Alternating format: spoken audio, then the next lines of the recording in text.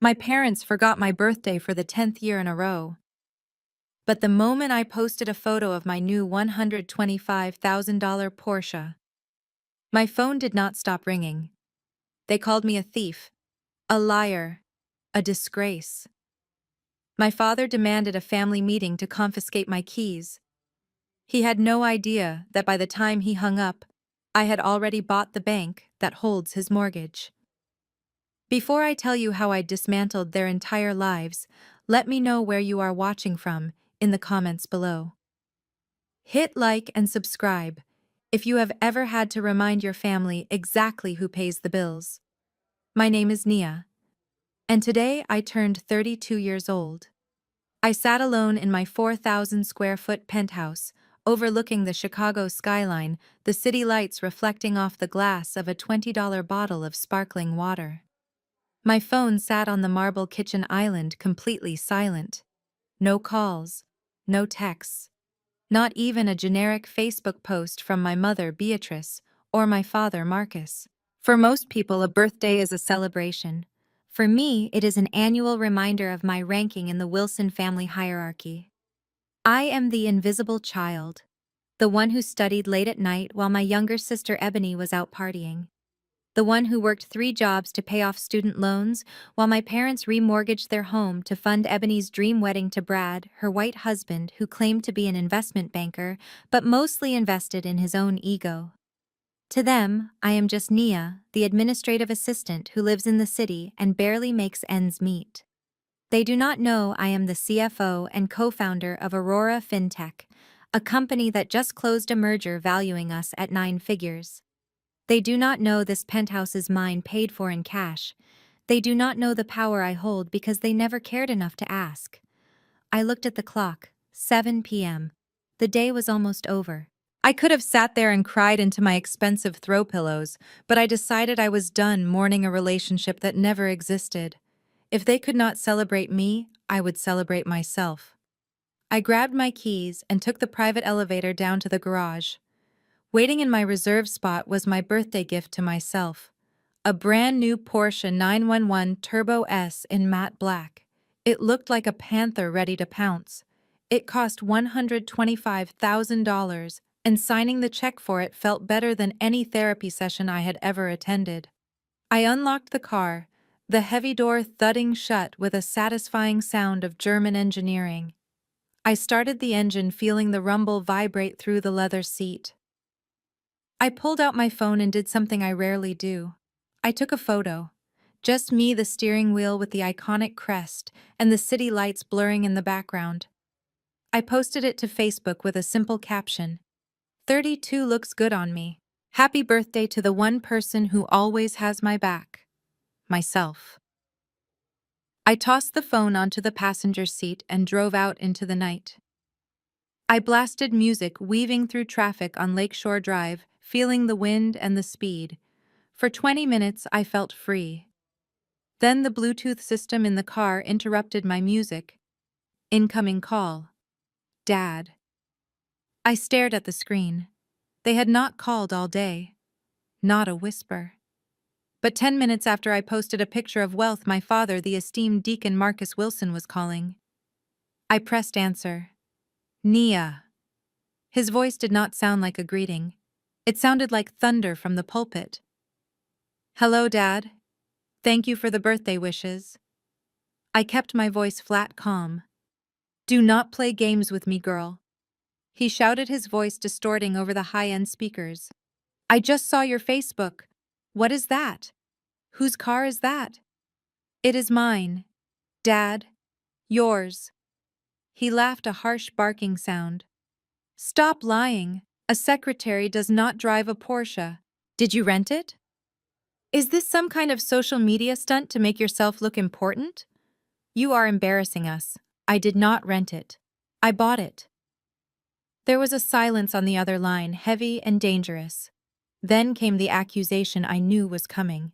Where did you get that kind of money, Nia? I work hard. Working hard does not buy a car that costs more than my house. His voice dropped to a low, seething whisper. Are you selling yourself? Is that it? Are you engaging in illicit activities? Have you brought shame upon this family by laying with men for money? Or are you moving drugs? I gripped the steering wheel so hard my knuckles turned white. This was my father. A man who preached about grace and love every Sunday. Yet his first instinct was to assume his daughter was a criminal or a prostitute rather than successful. I am a finance professional, Dad. I bought the car with my earnings. Lies. Pure lies. You are coming home. Tomorrow. I am busy tomorrow. You will be at this house tomorrow at 7 p.m. sharp. We are having a family meeting. Bring the car. Bring the paperwork. And bring whatever man is actually paying for it, because I know you did not earn this. Do not make me come up there and drag you back, Nia. Do not test me. The line went dead. I pulled the car over to the shoulder of the highway, my heart pounding against my ribs. I looked at the dark screen of the dashboard. The joy of the drive was gone, replaced by the familiar cold knot of anxiety that lived in my stomach whenever I dealt with them. They did not call to say happy birthday. They called to audit me. They called to tear me down, because the idea of me having something they did not possess was terrifying to them. I looked at the notifications flooding my phone. A text from my mother. Beatrice. We are so disappointed in you. We raised you better than this. Come home so we can fix this mess before the church finds out. And a comment on my photo from Ebony. Must be nice to have a sugar daddy. LOL. Some of us actually work for a living. I laughed. A dry, humorless sound in the quiet cabin of my six-figure car. They wanted a meeting. They wanted to interrogate me. They wanted to put me back in my place beneath them, serving them invisible until they needed a punching bag. Fine. I put the car back in gear and merged onto the highway, the engine roaring like a beast waking up. I would go to their meeting. I would drive my Porsche right up to their crumbling driveway. But I wasn't going there to apologize. I wasn't going there to explain myself. They wanted to know where the money came from. I would show them. But they were not going to like the answer. Because the money came from the same place as my rage. Focus, discipline, and a long memory. I drove home planning my outfit for tomorrow. I needed something that said, I am not your victim anymore. I am your judge. Little did they know Brad, my golden boy brother-in-law, had left a paper trail a mile wide, and I had spent the last 6 months collecting every receipt. Tomorrow, the family meeting wouldn't be about my car. It would be about their survival. The matte black finish of my Porsche swallowed the weak yellow light of my parents' porch as I pulled into the driveway. It felt like landing a spaceship in the middle of a graveyard. The house I grew up in looked smaller than I remembered, the siding peeling slightly near the gutters, the lawn patchy and defeated. But the real decay wasn't the architecture. It was the 4 people standing on the concrete walkway, arms crossed, waiting for me like a firing squad.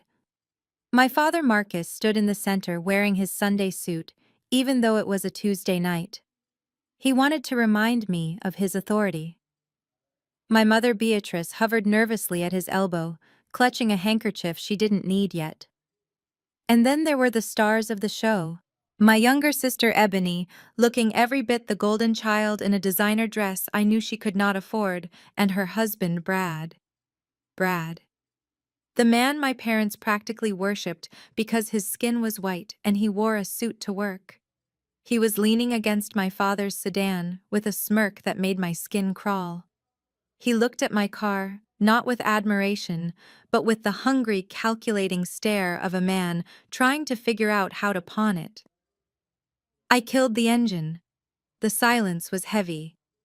I took a deep breath, checked my reflection in the rearview mirror to make sure my face was a mask of indifference, and stepped out. Nice rental, Nia. Brad called out before my feet even touched the pavement. He pushed off the sedan and walked toward me, circling the Porsche like he was inspecting a used Honda. I bet the daily rate on this is astronomical. You really shouldn't waste your secretary's salary on trying to impress us. We know what you are. I slammed the door shut. It is not a rental, Brad. He laughed, a condescending sound that grated on my nerves. Come on, I am in finance. I know how this works. You probably got a predatory lease, 20% interest, 25. This is a depreciating asset, Nia. It is a terrible investment. If you had come to me, I could have put that down payment into my new fund. You would have seen real returns instead of this piece of metal. I looked at him. His suit was ill-fitting at the shoulders, and his watch was a knockoff Rolex. I knew this because I own shares in the company that manufactures the real ones. Ebony stepped forward, linking her arm through Brad's. She looked at the car with naked envy, then curled her lip in disgust. It is too flashy, Nia. It screams insecurity. Why would a single woman need a car this fast? Who are you trying to outrun your judgment? I said dryly. But clearly I am not fast enough. Enough, my father barked. Inside, now. We filed into the living room. It smelled the same as it did 15 years ago. Lemon polish and old resentment. My father took his armchair, the throne from which he had dictated every failure of my life. My mother sat on the sofa, patting the cushion beside her for Ebony. Brad sprawled on the other chair, manspreading like he owned the place. I remained standing near the door, clutching my purse. Sit down, Nia, my mother said, her voice trembling with that weaponized fragility she used so well. You are making us nervous. I am fine standing. What is this meeting about? My father leaned forward, clasping his hands. We are concerned about you. This car, this lifestyle you are projecting on social media. It is dishonest, and it is dangerous. It is my money, Dad. It is money you should not be spending, Brad interjected. He pulled a notebook out of his pocket. Look, I did some rough calculations based on what an admin assistant makes in the city. Even if you are living in a shoebox and eating ramen, there is no way you can afford the payments on a Porsche 911 Turbo S. Not legally. He paused for effect, looking at my parents. Which means, he continued, you are either in massive debt that will eventually blow back on this family, or you are getting money from sources you do not want to talk about. My mother gasped. Oh, Lord. Nia, tell me you are not. You know what people will say. The church. Your father's reputation. I am not doing anything illegal, Mom. And I am not in debt. Then sell it, my father commanded. Excuse me. Sell the car. He said, his voice rising. If you own it, sell it. Get the cash back. We have a family emergency, and since you apparently have money to burn on toys, you are going to help. I looked around the room. Emergency. Everyone looked healthy. The TV was new. Ebony was wearing Louboutins. What emergency, I asked. Ebony and Brad are trying to close on their dream home, my mother said, her eyes filling with tears. It is a beautiful estate in Oak Brook, 5 bedrooms, a pool. It is perfect for raising a family. But the market is tough, Nia. The sellers want a larger deposit, $100,000. My jaw tightened. So this was it. The emergency was that the golden child wanted a mansion. They are short. Exactly the amount you wasted on that car, Brad said, looking at his fingernails. It is just sitting in your driveway gathering dust. Meanwhile, we are trying to build a future, a legacy. You are single. You do not need a luxury car. We need a home. So you want me to sell my car and give you the money, I asked, keeping my voice level. Lone Brad corrected quickly. A family investment. I have a huge deal closing next quarter, crypto and virtual real estate. I will pay you back with interest. I looked at Brad. I knew his type. I saw his credit report on my desk 3 hours ago. He didn't have a deal closing. He had bookies closing in on his kneecaps. No, I said. The room went deadly silent. My father stood up, his face turning a dark shade of purple. What did you say? I said no. I am not selling my car, and I am not giving you money for a house you cannot afford. My mother stood up too, her hands shaking. Nia, how can you be so selfish? Your sister needs this. She is trying to start a family. You are just living for yourself. It is greedy. It is sinful. It is my money, I repeated. It is family money. My father roared. We raised you. We fed you. We put a roof over your head. And now you drive up here in a six-figure car and refuse to help your own flesh and blood. You are ungrateful. You are spiteful. You are doing this just to make Ebony look bad. I looked at Ebony. She was smirking, enjoying the show. She knew she didn't have to say a word. They would do the dirty work for her. I am leaving, I said, turning toward the door. You walk out that door and you are not welcome back, my father threatened. I reached for the doorknob. Suddenly, my mother was there. She moved faster than I thought possible. She grabbed my arm, her fingers digging into my skin. Give me the keys, she hissed. What? Give me the keys to the car. We will sell it ourselves. We will do what is right since you won't. I yanked my arm away. Don't touch me, she slapped me. It wasn't a soft slap. It was a hard, stinging blow that echoed in the silent hallway. My cheek burned instantly.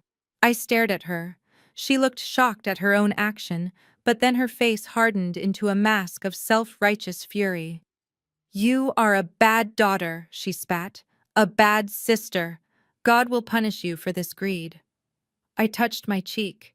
The heat was radiating through my skin, but inside I felt ice cold. The last tether of guilt, the last thread of obligation I felt toward these people snapped. I opened the door. The night air rushed in, cool and clean. You want God to punish me? I asked quietly. Be careful what you pray for, Mom. Sometimes punishment looks a lot like justice. I walked out to my car.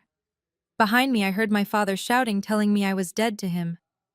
I heard Brad laughing, telling Ebony not to worry, that I would come crawling back when the repo man came for my car.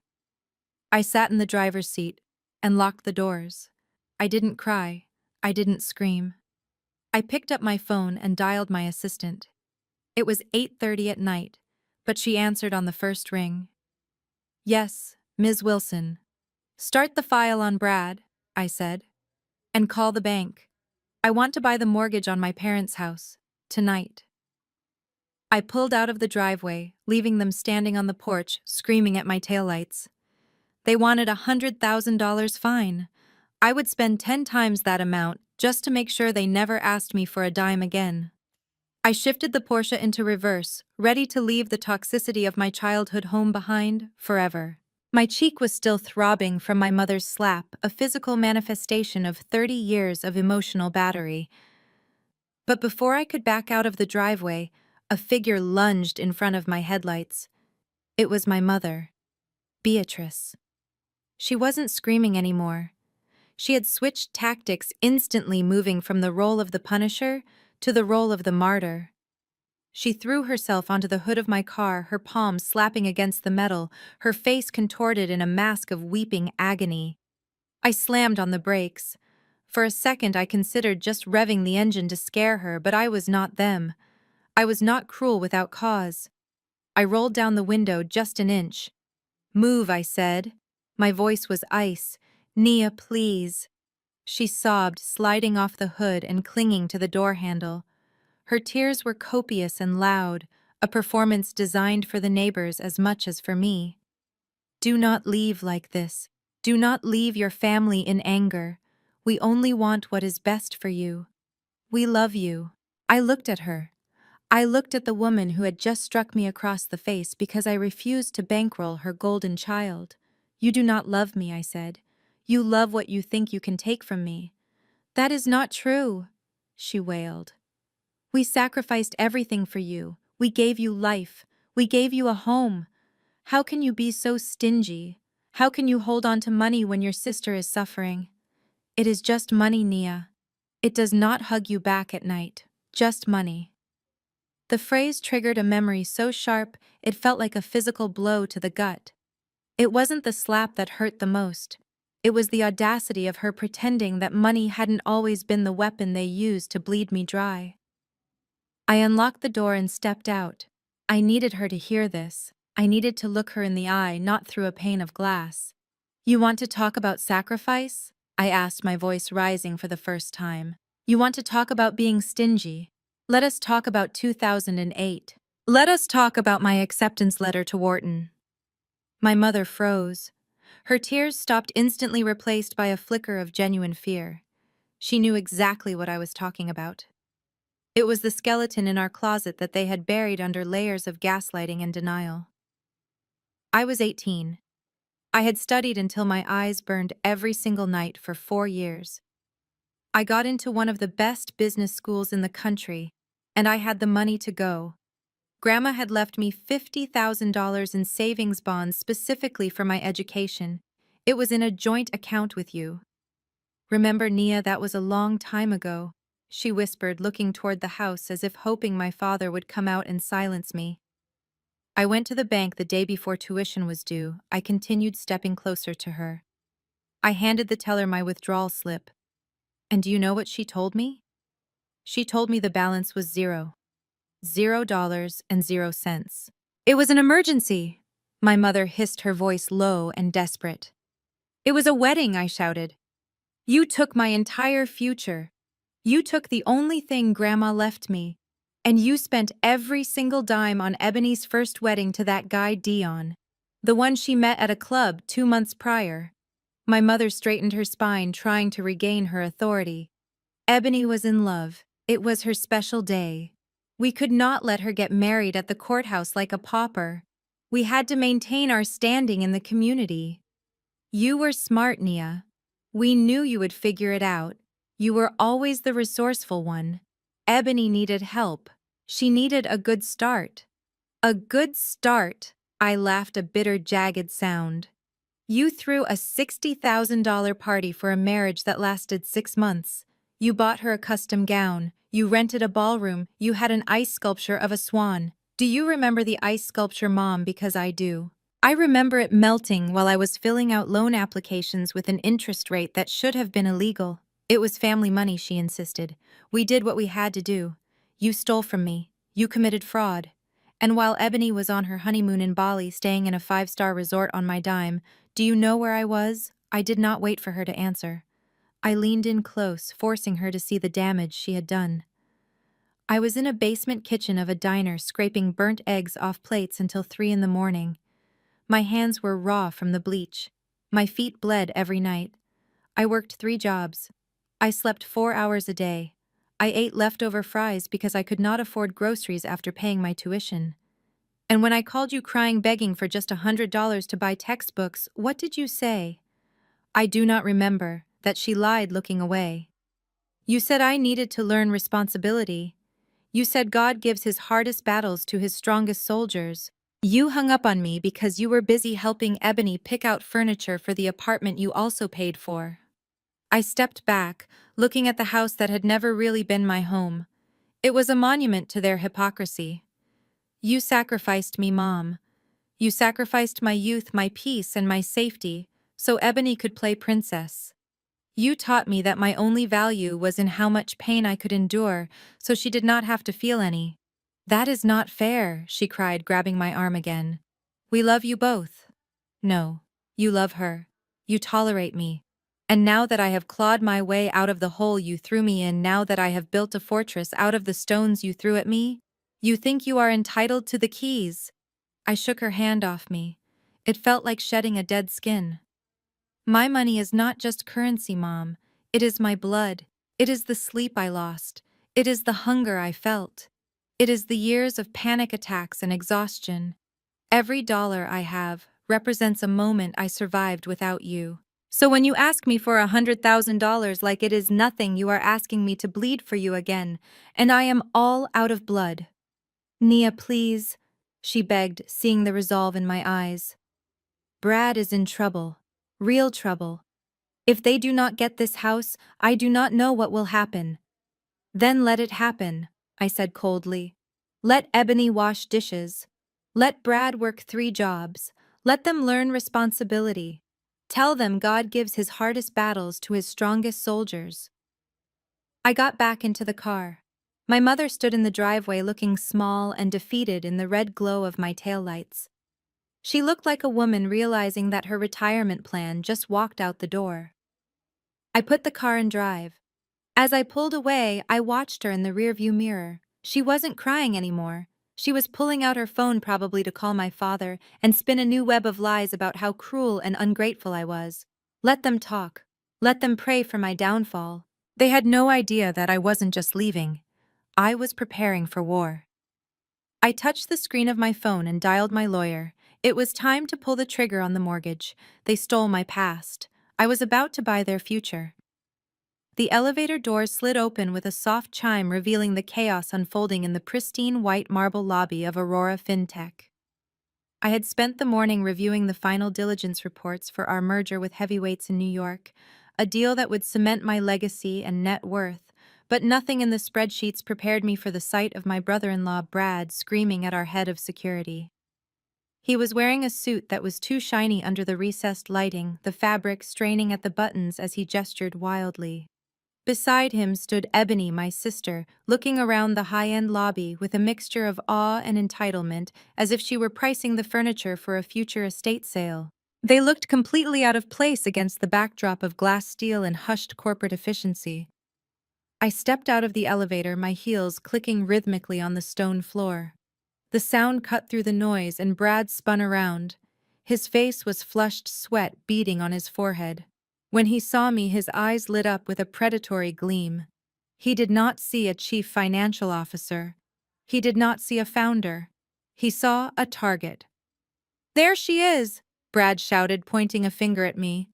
The receptionist, a young woman named Sarah, who I had personally hired 2 years ago, looked at me with wide, terrified eyes. I gave her a subtle nod, a silent command to hold her ground, but let me handle this. Brad marched toward me, ignoring the security guard who stepped into his path. He stopped just short of physical contact, invading my personal space with the smell of stale coffee and desperation. "We know what you are doing, Nia," he announced, his voice echoing off the vaulted ceiling. "We know how you got that car." I folded my arms, maintaining the icy composure that had terrified board members twice his age. "What are you doing here, Brad? This is a place of business." "Business?" he sneered, looking me up and down. "Is that what you call it?" I did some digging. "Nia, I know people in this city. I know people in finance. And nobody has ever heard of a Nia Wilson running anything. You are a ghost, which means you are nothing but a glorified assistant." He turned to the small crowd of employees and clients who had paused to watch the spectacle. He wanted an audience. He wanted to humiliate me so deeply that I would hand over the keys to the Porsche just to make him stop. "She drives a car worth more than most people make in 5 years," Brad announced to the room. "And she wants you to believe she earned it. But we know the truth. Who is he, Nia? Who is the boss you are sleeping with? Is it the CEO? Is that why you have this job? Is that why you have that car?" Ebony stepped up beside him, crossing her arms. "Just admit it, Nia. You are somebody's mistress. That is the only explanation. Dad was right. You are selling yourself. It is disgusting. We are here to talk to your boss. We are going to tell him exactly what kind of person you are. We are going to expose you." I felt a vein throb in my temple. The accusation was so cliché, so steeped in the racism and sexism I had fought my entire career. To them, a black woman could not possibly own the building. She could not possibly be the architect of the deal. She had to be on her knees. I wanted to scream. I wanted to tell them that I signed the paychecks. I wanted to tell them that the man they thought I was sleeping with was actually my employee. But I couldn't. The merger was in a sensitive quiet period. Any public outburst, any revelation of personal instability or scandal involving the executive team could spook the investors. I had to protect the deal. I had to protect my equity. I had to play the role they assigned me just for 5 more minutes. I took a deep breath, centering myself. I looked at Sarah, then at the head of security, a former Marine named Marcus. "I am going to ask you once to leave," I said, my voice low and dangerous. "You are trespassing." "We are not going anywhere until we see your boss," Brad yelled. "I want to speak to the man in charge. I want to know if he knows his secretary is defrauding her family and parading around in his company assets." I pulled my phone from my pocket and typed a quick message to Marcus. "Remove them. Use force if necessary. Do not mention my title." Marcus nodded imperceptibly. He stepped forward, his massive frame blocking Brad's view of the elevators. "Sir, You need to leave the premises immediately, Marcus said, his voice calm but brooking no argument. Do not touch me, Brad spat, trying to shove past him. I have rights. I am here to report a crime. This woman is a fraud. That was the moment the dynamic shifted. Brad made the mistake of putting his hand on Marcus. In one fluid motion, Marcus secured Brad's wrist and twisted his arm behind his back. Brad let out a yelp of pain that was more shock than injury. Ebony shrieked. Get off him. You cannot do that. We are her family. Naya, tell them to stop. I stood perfectly still watching them. I looked at Ebony, the sister I had protected from bullies on the playground, the sister I had tutored, the sister whose wedding I had paid for with my future. I looked at her, and I felt nothing but a cold, clinical detachment. I do not know these people, I said to Marcus loud enough for the lobby to hear. They are harassing me. Please remove them. Nia, Ebony screamed, her face twisting into ugly red blotches. You liar, Mom is going to hear about this. You are dead to us, Marcus. And two other guards began to frog march them toward the revolving doors. Brad was struggling, his shoes squeaking on the marble, shouting about lawsuits and police. Ebony was crying now, the tears of a spoiled child who had finally been told no. They were dragged out onto the sidewalk of downtown Chicago, still screaming. The glass doors spun shut, sealing out their noise. The lobby fell silent. I smoothed the front of my blazer. I looked around at the employees who were staring at me wide-eyed. I apologize for the disruption, I said, my voice projecting clear authority. Please return to work. I walked back to the elevator, my head held high. I did not look back at the street. I did not check to see if they were still there. I pressed the button for the penthouse floor. As the doors closed, my mask finally slipped. My hands shook. Not from fear, but from a rage so pure it felt like rocket fuel. They had come to my sanctuary. They had tried to destroy my professional reputation because they were greedy and jealous. Brad had called me a whore in the lobby of the company I built from a laptop on a kitchen table. They wanted to know where the money came from. They wanted to know who I really was. They were going to find out. But not today.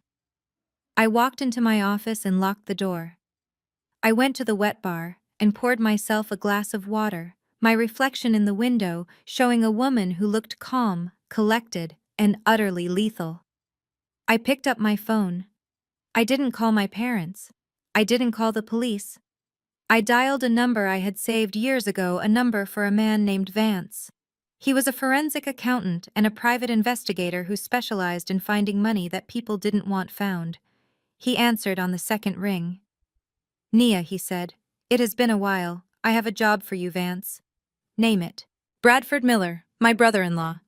He claims he is an investment banker. He claims he has a big crypto deal closing. I want you to find everything. Every bank account, every credit card, every gambling debt, every lie. I want to know who he owes money to. I want to know why he is so desperate for $100,000 that he would try to extort his wife's sister. I can do that, Vance said. Give me 48 hours. You have 24, I said. And Vance, yeah, dig deep. I have a feeling this man is drowning, and I want to be the one who hands him the anchor. I hung up the phone. I walked to the window and looked down at the street 40 stories below. I couldn't see them, but I knew they were out there nursing their bruised egos, calling my parents to spin a new web of lies about how cruel I was. Let them think they are the victims. Brad had made a fatal error. He thought I was a secretary. He thought I was powerless. He didn't know that in the world of finance, information is the only currency that matters. And I was about to become the richest woman he ever met. I sat down at my desk and opened my laptop. I pulled up the public records database. It was time to see just how much debt my parents had signed their names to. If Brad was desperate, it meant he had already tapped them dry. And if they were dry, they were vulnerable. I wasn't just going to defend myself, I was going to buy their debts. I was going to own the very roof over their heads. And when the time came for the next family meeting, I wouldn't be sitting in the guest chair. I would be sitting at the head of the table holding the deed.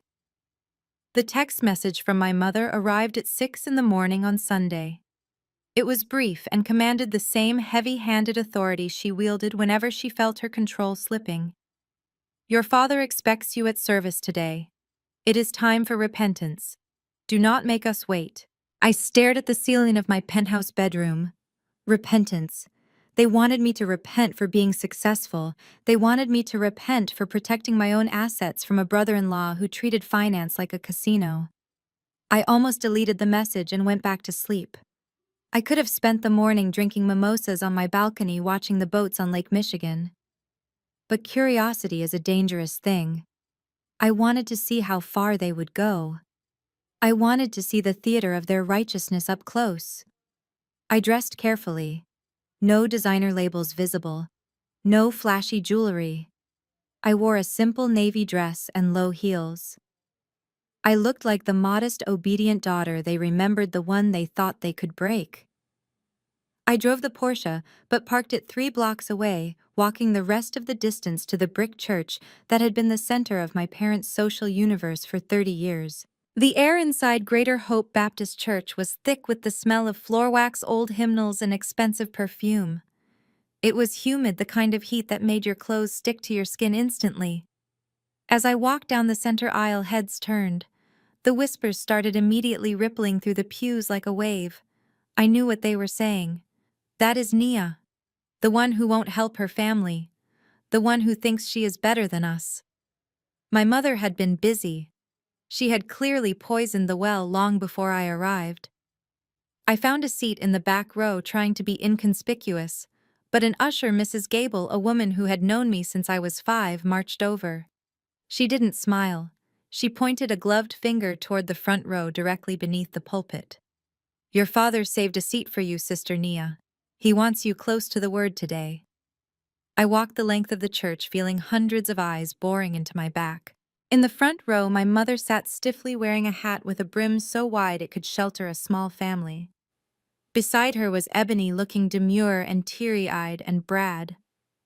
Brad was wearing a suit that fit better than the one he wore to my office, likely bought with the last of my parents' credit.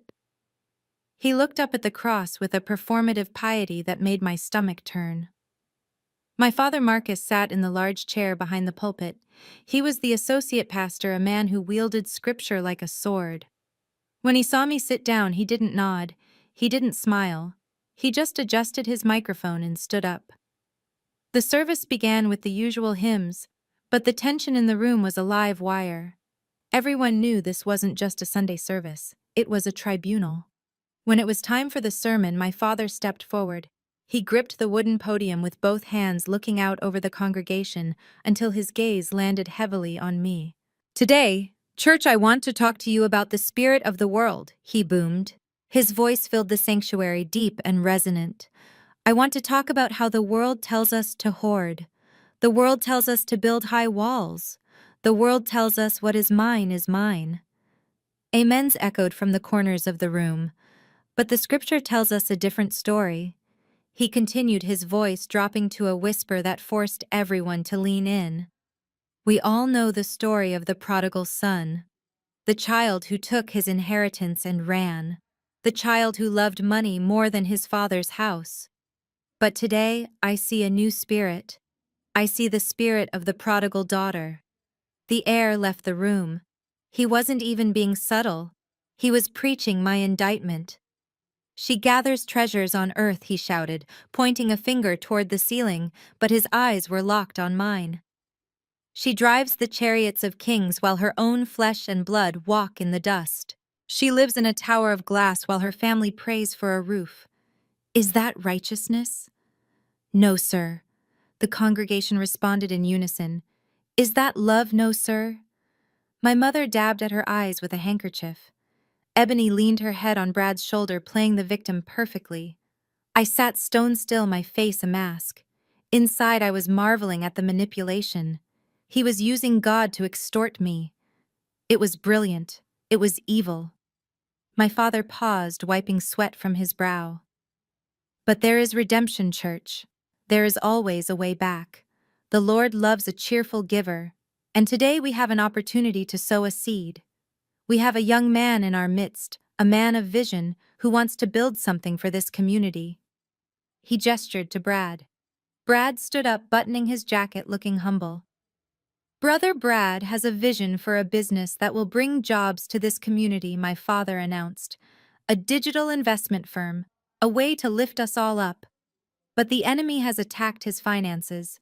The enemy has hardened the hearts of those who should help him. The enemy. That was me. I was the enemy in my father's church. We are going to take up a special offering today, my father said. We are going to show the devil that we support our own. We are going to help Brother Brad launch this ministry of finance. The ushers came forward with the gold offering plates. The organist started playing a slow, manipulative melody. My father stepped down from the pulpit. He took one of the plates from an usher and walked directly to the front row. He stood in front of me. The music stopped. The church went silent. Nia, my father said, his voice amplified by the microphone clipped to his lapel. The Lord has blessed you. We know you have prospered, but prosperity without charity is a sin. This is your chance to repent. This is your chance to show this family and this church where your heart lies. Put a seed in the ground. Help your sister. Help your brother. He held the plate out. It was empty. He wanted me to be the first. He wanted a check. A big one. He was gambling that the social pressure, the eyes of the community, the weight of my childhood faith would break me. He thought I would crumble and write a check just to make the staring stop. I looked at the plate. I looked at Brad, who was watching me with a smug, expectant grin. He thought he had won.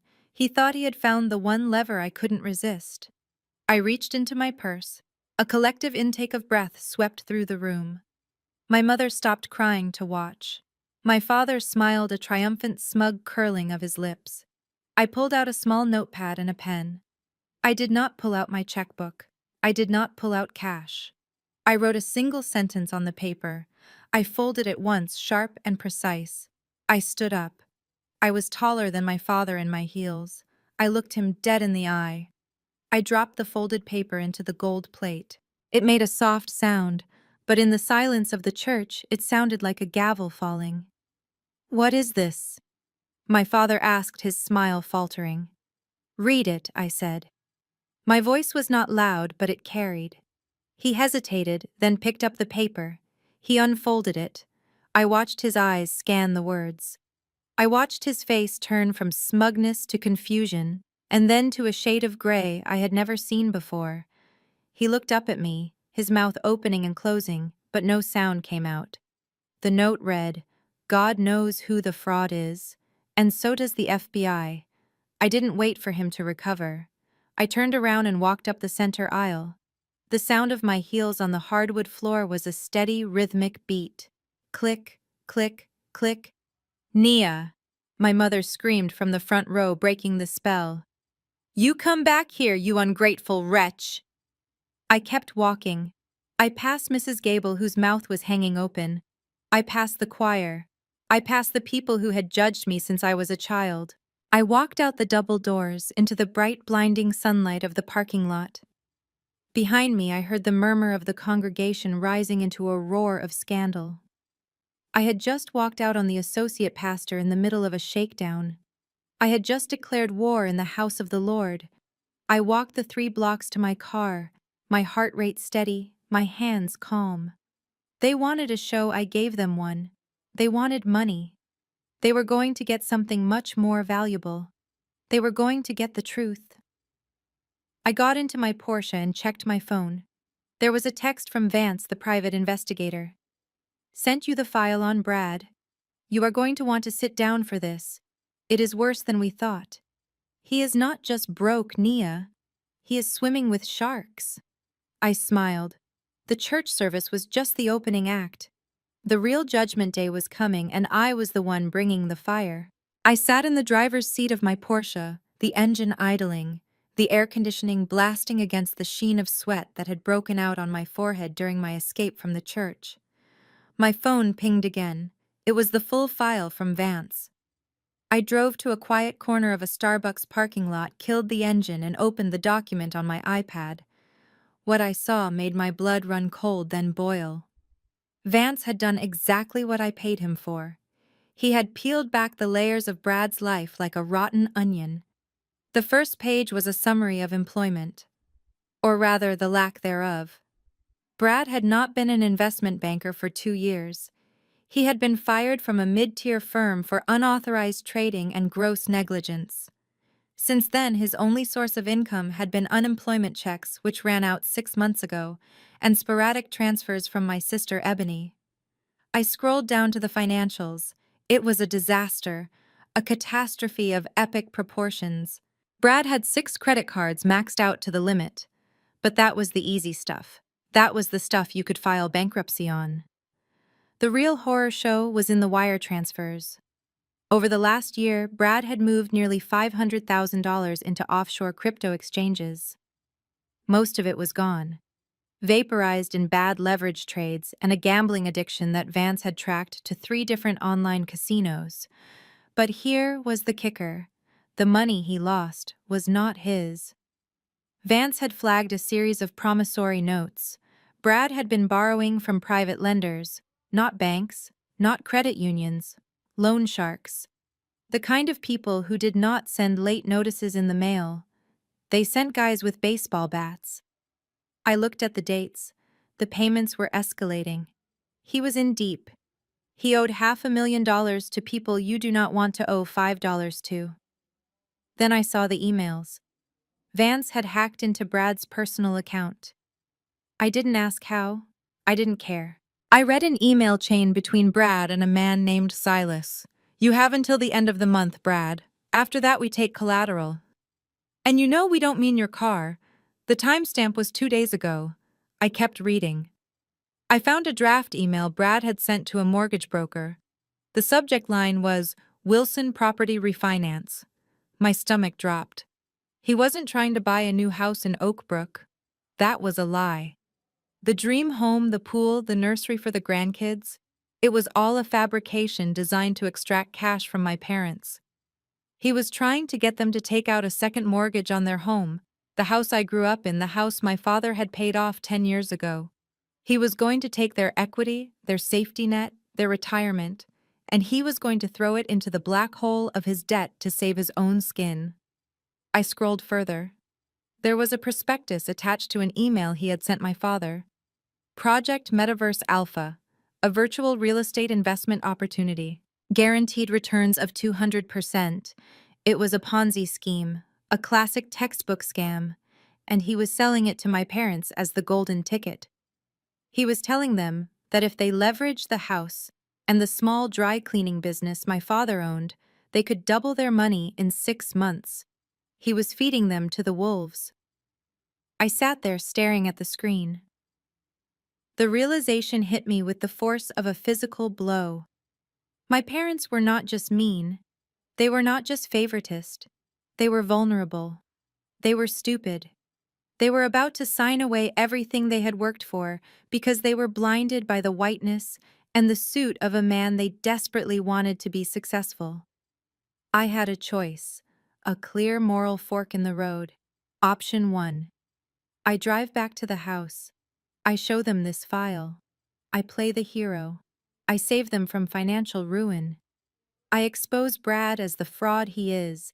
They might believe me. They might not. They might accuse me of forging the documents because I was jealous. They might hate me for bursting their bubble. But I would have saved them. Option 2. I do nothing. I let them sign the papers. I let them give the money to Brad. I let Brad lose it all because he would. And when the bank came to foreclose, when the loan sharks came looking for the rest, I would watch them burn. But then a third option formed in my mind. A colder, sharper option. An option that didn't just save them or destroy them, but enslaved them. If Brad was desperate for a lender, and my parents were desperate to give him money, the debt was going to be created one way or another. The paper was going to be signed. I picked up my phone and dialed my lawyer, Sterling. It was Sunday, but Sterling answered for me. "Nia," he said, "I heard about the church service. You are trending on local Twitter." "Forget the church," I said. "I need you to set up a shell company. Delaware registration. Anonymity is paramount. Call it Chimera Holdings." Done. What are we buying? Distressed debt, I said. My brother-in-law is about to convince my parents to take out a high-risk private loan against their commercial and residential properties. He is using a shady broker because no traditional bank will touch him. I want you to find that broker. I waited a beat, watching a seagull pick at a discarded fry in the parking lot. I want you to buy the note Sterling. I want Chimera Holdings to be the lender. Sterling was silent for a moment. He was a shark, but even he paused at the implications. You want to hold the mortgage on your parents' house? I want to own the paper I corrected. I want to be the one they write the check to every month. And when they default, because they will default, I want to be the one who decides whether to foreclose. This is nuclear Nia. If you do this, you hold their lives in your hands. They tried to take my car Sterling. They tried to take my dignity. They tried to use God to shake me down for cash. I am simply securing my investment. Okay. Sterling said, his voice shifting to business mode. I will find the broker. If Brad is as desperate as you say, the broker is likely predatory. He will be happy to offload the risk to a private equity firm for a quick fee. We can have the paperwork ready by tomorrow morning. Do it, I said. And Sterling. Yes, make sure the terms are strict. One missed payment, and we accelerate the loan. I want the trigger to be hair trigger sensitive. Understood. I hung up the phone. I looked at the file on my iPad one last time. I looked at the picture of Brad smiling his winning smile, the smile that had fooled my sister and my parents. He thought he was a player. He thought he was moving pieces on a board. He didn't realize he was already in checkmate. I started the car. The engine purred, a sound of power and precision. I wasn't going back to the church. I wasn't going back to beg for their love. I was going back to my penthouse to watch the game play out. My parents were about to walk into a trap set by their own greed and their own blindness. And I wasn't going to warn them. I was going to be the one to spring it. I pulled out of the parking lot and headed toward the city. The skyline rose up before me, glittering and hard. I fit in there. I understood the rules of steel and glass. My family wanted to play with money fine. I would teach them the first rule of finance: never bet what you cannot afford to lose. I felt a strange sense of calm wash over me. The hurt was gone. The anger had crystallized into strategy. I tapped the steering wheel in time to the music. Tomorrow, Brad would pitch his big project. My parents would sign their names on the dotted line. They would think they were investing in the future. In reality, they were signing their souls over to me. And I couldn't wait to collect. The following evening, I pulled up to my parents' house. The driveway was already occupied by a rented BMW that Brad had clearly acquired to project an image of solvency he did not possess. I wasn't there because I wanted to be. I was there because my father had sent a text message that simply read, "Come home, or we cut you off forever." It was a bluff, of course. They had already cut me off emotionally years ago. But I needed to witness the crime scene before the bodies were buried. I needed to see them sign their own death warrant. Inside, the living room had been transformed into a makeshift boardroom. Brad stood in front of a portable whiteboard he had set up near the television. He was sweating, his tie loosened, a laser pointer shaking slightly in his hand. My parents sat on the sofa looking up at him with expressions of desperate hope. Ebony was taking notes, playing the role of the diligent secretary to her husband's visionary genius. When I entered, no one greeted me. My father just pointed to a hard wooden chair in the corner. "Sit down, Nia. Brad is explaining the future." I sat. I crossed my legs and watched the performance. Brad clicked a button on a remote, and a laptop screen cast a blurry image onto the wall.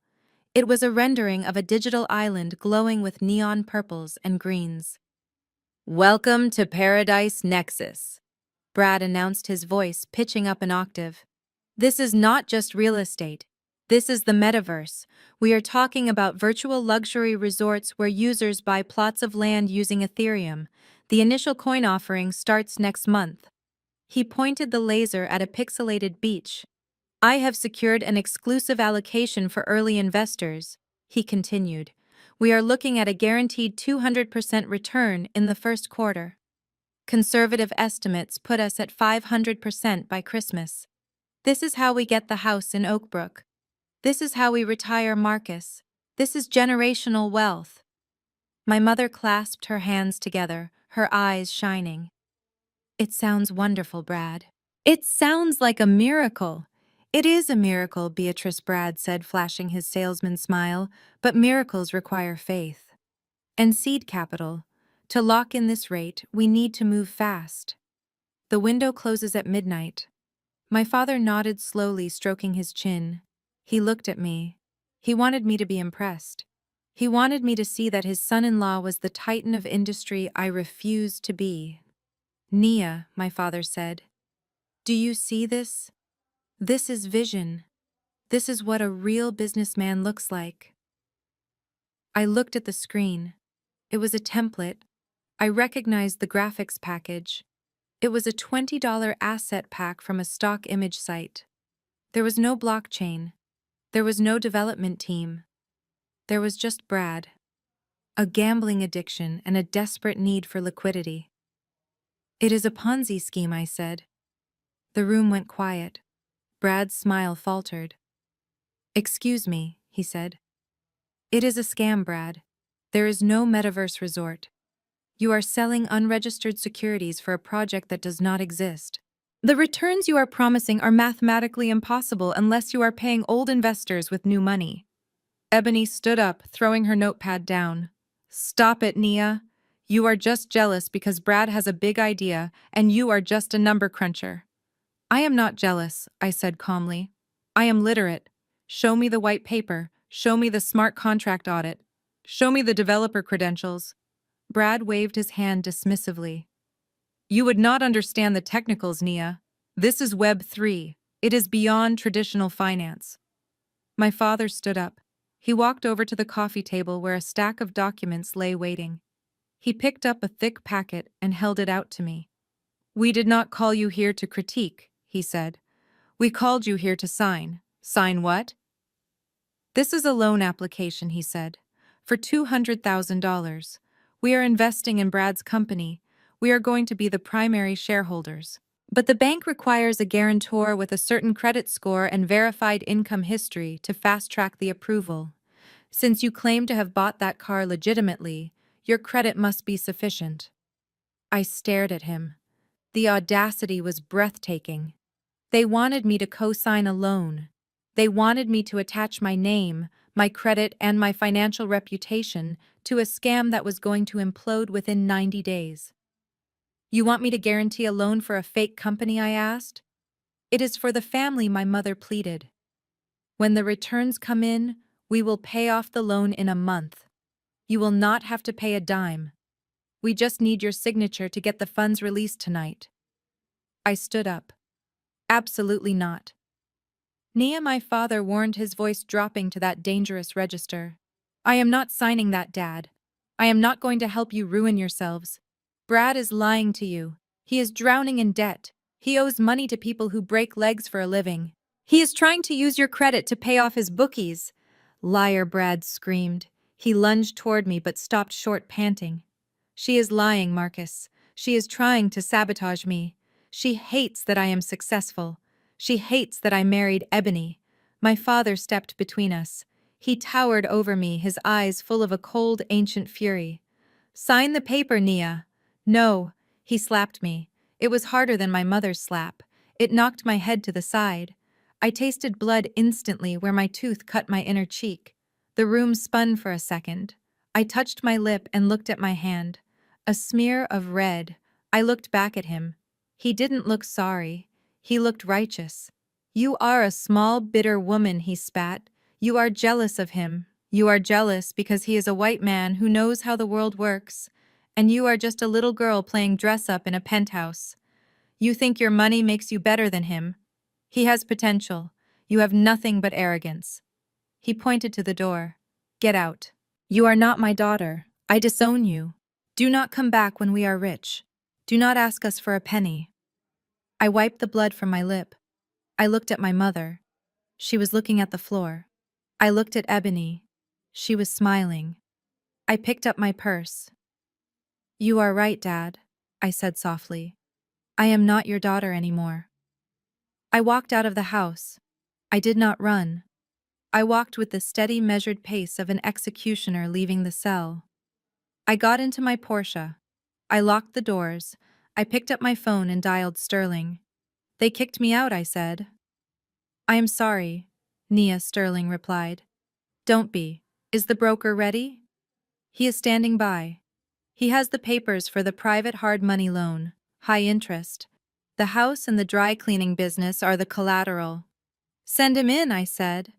"Are you sure?" Sterling asked. "Once they sign this, there is no going back. If they miss a payment, you own everything." I touched my swelling lip. I looked at the house one last time. I saw the shadows of my parents moving in the living room, listening to Brad, believing in the fairy tale because they hated the reality of me. "They made their choice," I said. "Send the broker. Make sure they sign tonight." I hung up and started the car. I drove to the end of the block and parked in the shadows. I watched. 10 minutes later, a silver sedan pulled into the driveway. A man in a cheap suit got out carrying a briefcase. It was the predatory lender Sterling had found. The man who fronted for Chimera Holdings. The man who fronted for me. I watched my father open the door. I saw him shake the man's hand. I saw them usher him inside with the desperation of drowning people reaching for an anchor, not realizing it was made of lead. They were doing it. They were bypassing the bank, bypassing the credit checks, and signing a high-risk private mortgage agreement because they believed Brad's lie.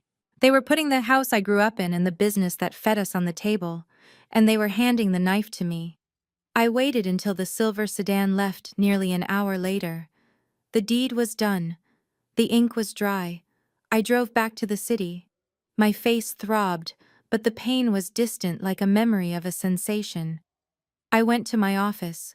I logged into the secure portal for Chimera Holdings. There it was, the scanned document uploaded by the broker. The Wilson Family Trust securing a loan of $200,000 at 18% interest payable in full in 6 months, with monthly installments that I knew they could barely afford. I scrolled to the bottom. I traced the signatures on the screen. Marcus Wilson, Beatrice Wilson. I owned them. I leaned back in my chair and watched the city lights. They thought they were investing in the metaverse. They thought they were buying a mansion.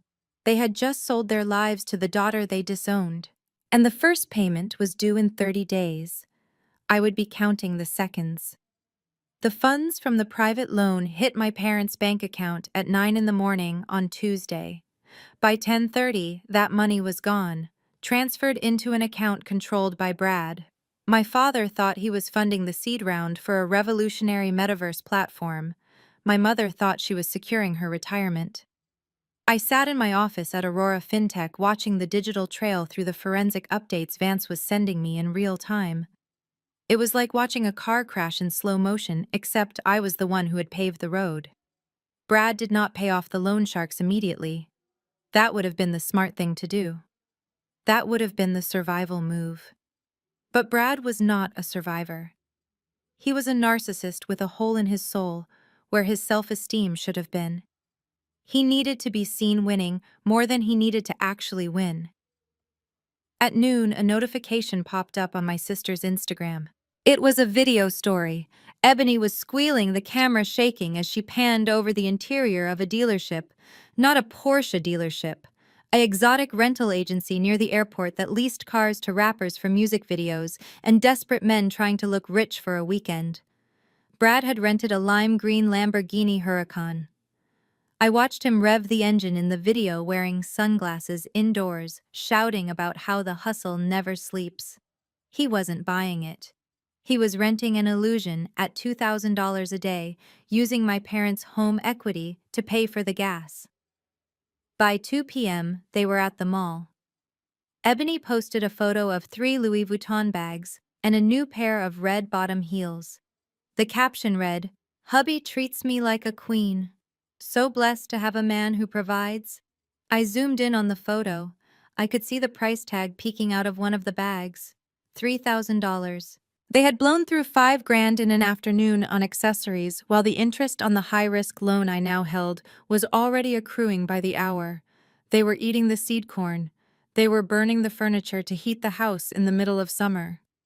And then came the invitation. It wasn't sent to me directly. I saw it on Facebook because my aunt, who didn't know I had been excommunicated from the family, yet tagged me in the comments. Celebrating the launch of Paradise Nexus Family BBQ and pool party at the Wilson residence. Toasting to the future. They were throwing a party, a victory lap. They were celebrating the successful swindling of my parents with a party funded by the very money they had stolen. And I wasn't invited. I pulled up the security camera feed for my parents' house. I had installed the system for them 2 years ago as a Christmas gift, insisting on the high-end package with remote access because the neighborhood was getting rough. They had never changed the password. They probably didn't even know how. I watched on my monitor as the catering van pulled up. Not homemade potato salad and burgers this time. They had hired a private chef. A bartender was setting up a station on the patio. Brad was strutting around the backyard in a linen suit, barking orders at the staff, pointing at the pool where floating lights were being installed. My father was sitting on the patio furniture holding a glass of scotch. He looked relieved. He looked proud. He thought he had backed a winner. He thought he had put me in my place by betting on the man who looked the part. My mother was showing Ebony's new purse to a neighbor, beaming with the vicarious thrill of consumption. They were drunk on the fantasy. Around 7 p.m., the notifications started rolling in. They weren't just celebrating, they were targeting me. Brad posted a picture of the Lamborghini parked in my parents' driveway, right where my Porsche had been 2 nights ago. The caption was a direct shot.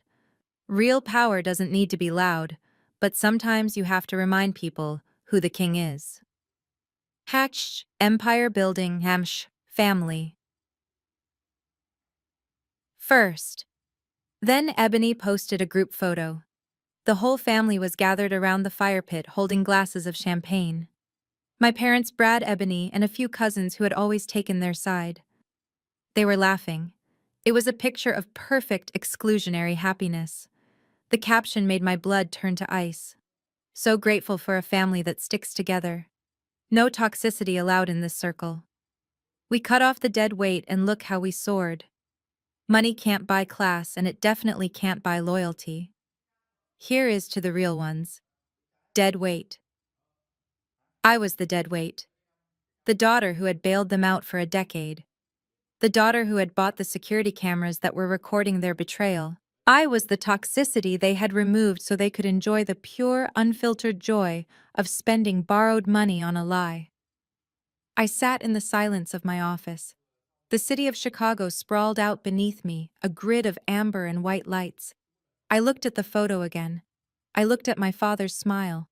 It was the smile of a man who believed he had won a great victory. He believed he had disciplined his unruly daughter and rewarded his faithful son. He didn't know the ground beneath his feet had already been sold. I turned away from the social media feed and opened my secure email client. A message from Sterling had just arrived. The subject line was simply, "Transaction complete." I opened the attachment. It was the transfer deed and the assignment of the note. The predatory lender had been all too happy to sell the debt to Chimera Holdings for a quick profit. He didn't want to deal with the inevitable foreclosure. He just wanted his fee. I clicked on the PDF. I saw the legal language dense and unforgiving. Assignment of mortgage. Borrower Marcus and Beatrice Wilson. Lender Chimera Holdings, LLC. I scrolled to the signature page. It was signed by my authorized proxy. But the ownership structure led back to one place: me. I was no longer just their daughter. I was their bank. I was the entity that held the power to strip them of everything they owned. The house they were partying and the patio they were standing on the roof over their heads. It all belonged to me now. The lease on their lives was in my hands. I leaned back in my ergonomic chair, the leather cool against my skin. The feeling wasn't happiness. It wasn't joy. It was a cold, heavy satisfaction. It was the feeling of a chess player who sees mate in 3 moves while the opponent is still celebrating taking a pawn. They were drinking champagne on the deck of the Titanic, and I was the iceberg. My intercom buzzed, interrupting the silence. Ms. Wilson. It was Sarah, my executive assistant, working late as always. Yes, Sarah. A courier just arrived. He said it is urgent. It is an invitation. Bring it in. Sarah entered the office, her heels soft on the plush carpet. She handed me a thick cream-colored envelope with gold leaf lettering. It was heavy, expensive stock. The kind of invitation that announced power before you even opened it. I slid a letter opener under the seal. The Chicago Business Leaders Association cordially invites you to the annual Entrepreneur of the Year Gala. I scanned the card. It was the premier business event of the season. The mayor would be there, the governors of finance, the titans of industry. And there, in bold embossed letters near the bottom, keynote speaker, Nia Wilson, founder, and CFO, Aurora FinTech. I smiled. It was the first genuine smile I had felt in days. This gala was the place to be seen.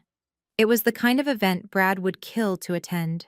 It was the kind of room where he could hunt for investors to pay off the sharks he was still dodging. I knew with absolute certainty that he would try to be there.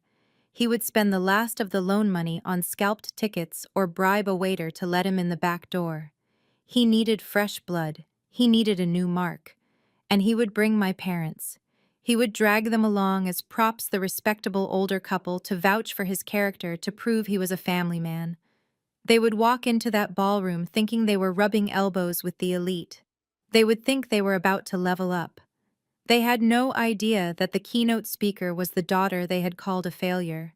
They had no idea that the woman on stage, the woman being honored as the future of finance, was the dead weight they had cut loose. I looked at the monitor one last time. Brad was doing a toast, raising his glass to the camera on the security feed, oblivious to the audience of one. "Cheers, Brad," I whispered. "Enjoy the champagne. It is the last expensive drink you are ever going to have." I put the invitation on my desk, right next to the mortgage deed. The trap was set. The players were in position. All that was left was to turn on the lights and watch them scramble. I picked up my pen and circled the date of the gala. Saturday, 3 days. I would let them have their fun for 3 more days. I would let them spend the money. I would let them dig the hole so deep they could never climb out. And then on Saturday night, in front of the entire city, I would bury them.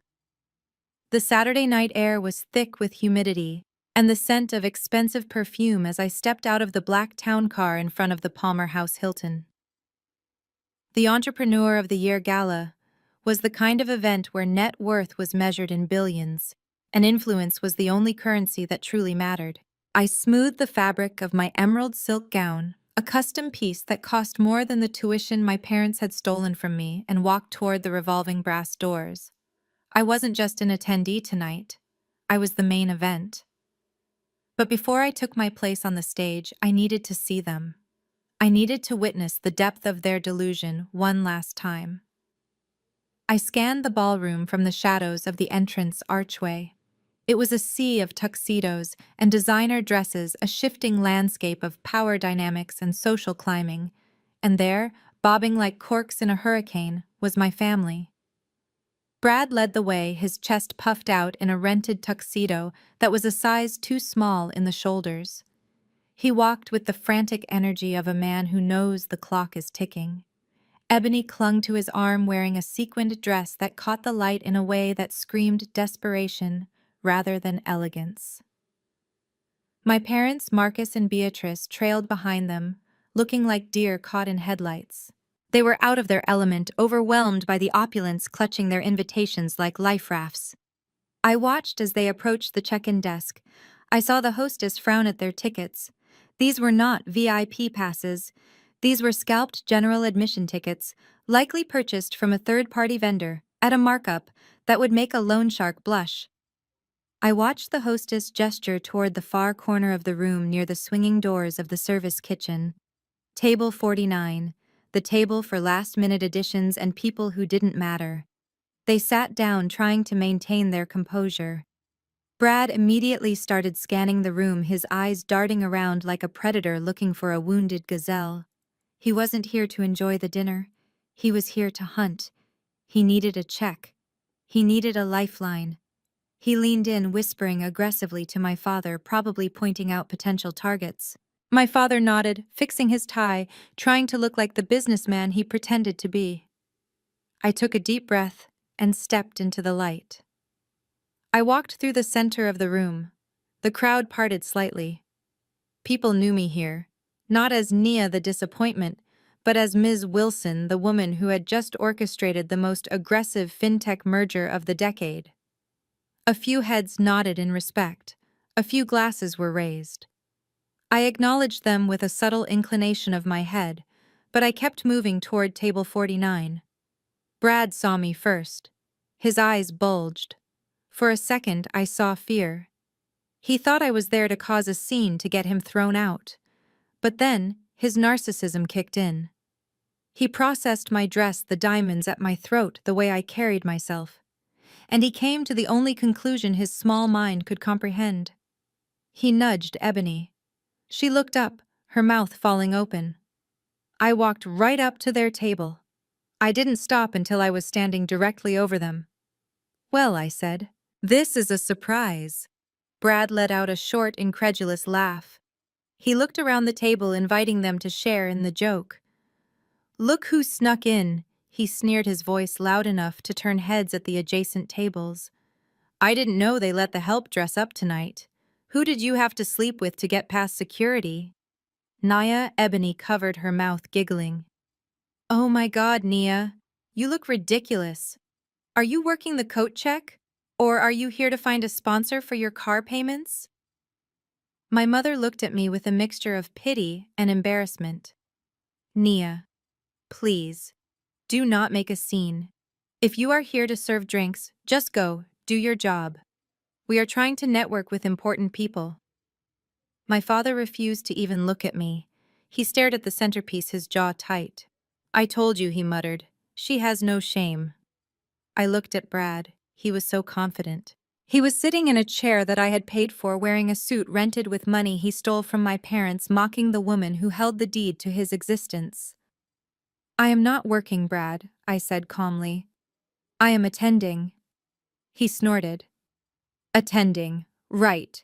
Did you buy a ticket with your imaginary salary, or are you someone's +1 that has to be it? You found some old guy to drag you along. That is pathetic, Nia. Even for you." He stood up, adjusting his lapels.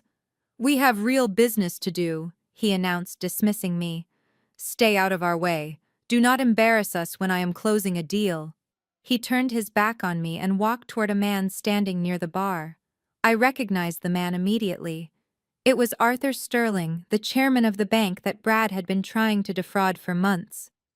It was also the bank that my company did 60% of its business with. I watched, fascinated. Brad approached Sterling with his hand extended, flashing that used car salesman smile. "Mr. Sterling," Brad said, his voice oozing charm. "Brad Miller, Project Metaverse. I sent you the prospectus. I think we have a lot of synergy." Sterling looked at Brad's hand, then at his face. He didn't shake it. He looked at Brad with the kind of cold indifference usually reserved for insects. "I received your emails," Mr. Miller, Sterling said. His voice was dry as dust. "My security team flagged them as spam.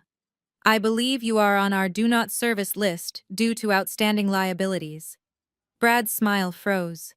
"There must be a mistake. I am managing the Wilson Family Trust. We have significant equity." Sterling laughed. It was a terrifying sound. "The Wilson Family Trust has a credit score of 450 and a debt-to-income ratio that is mathematically impressive in its failure." "Excuse me."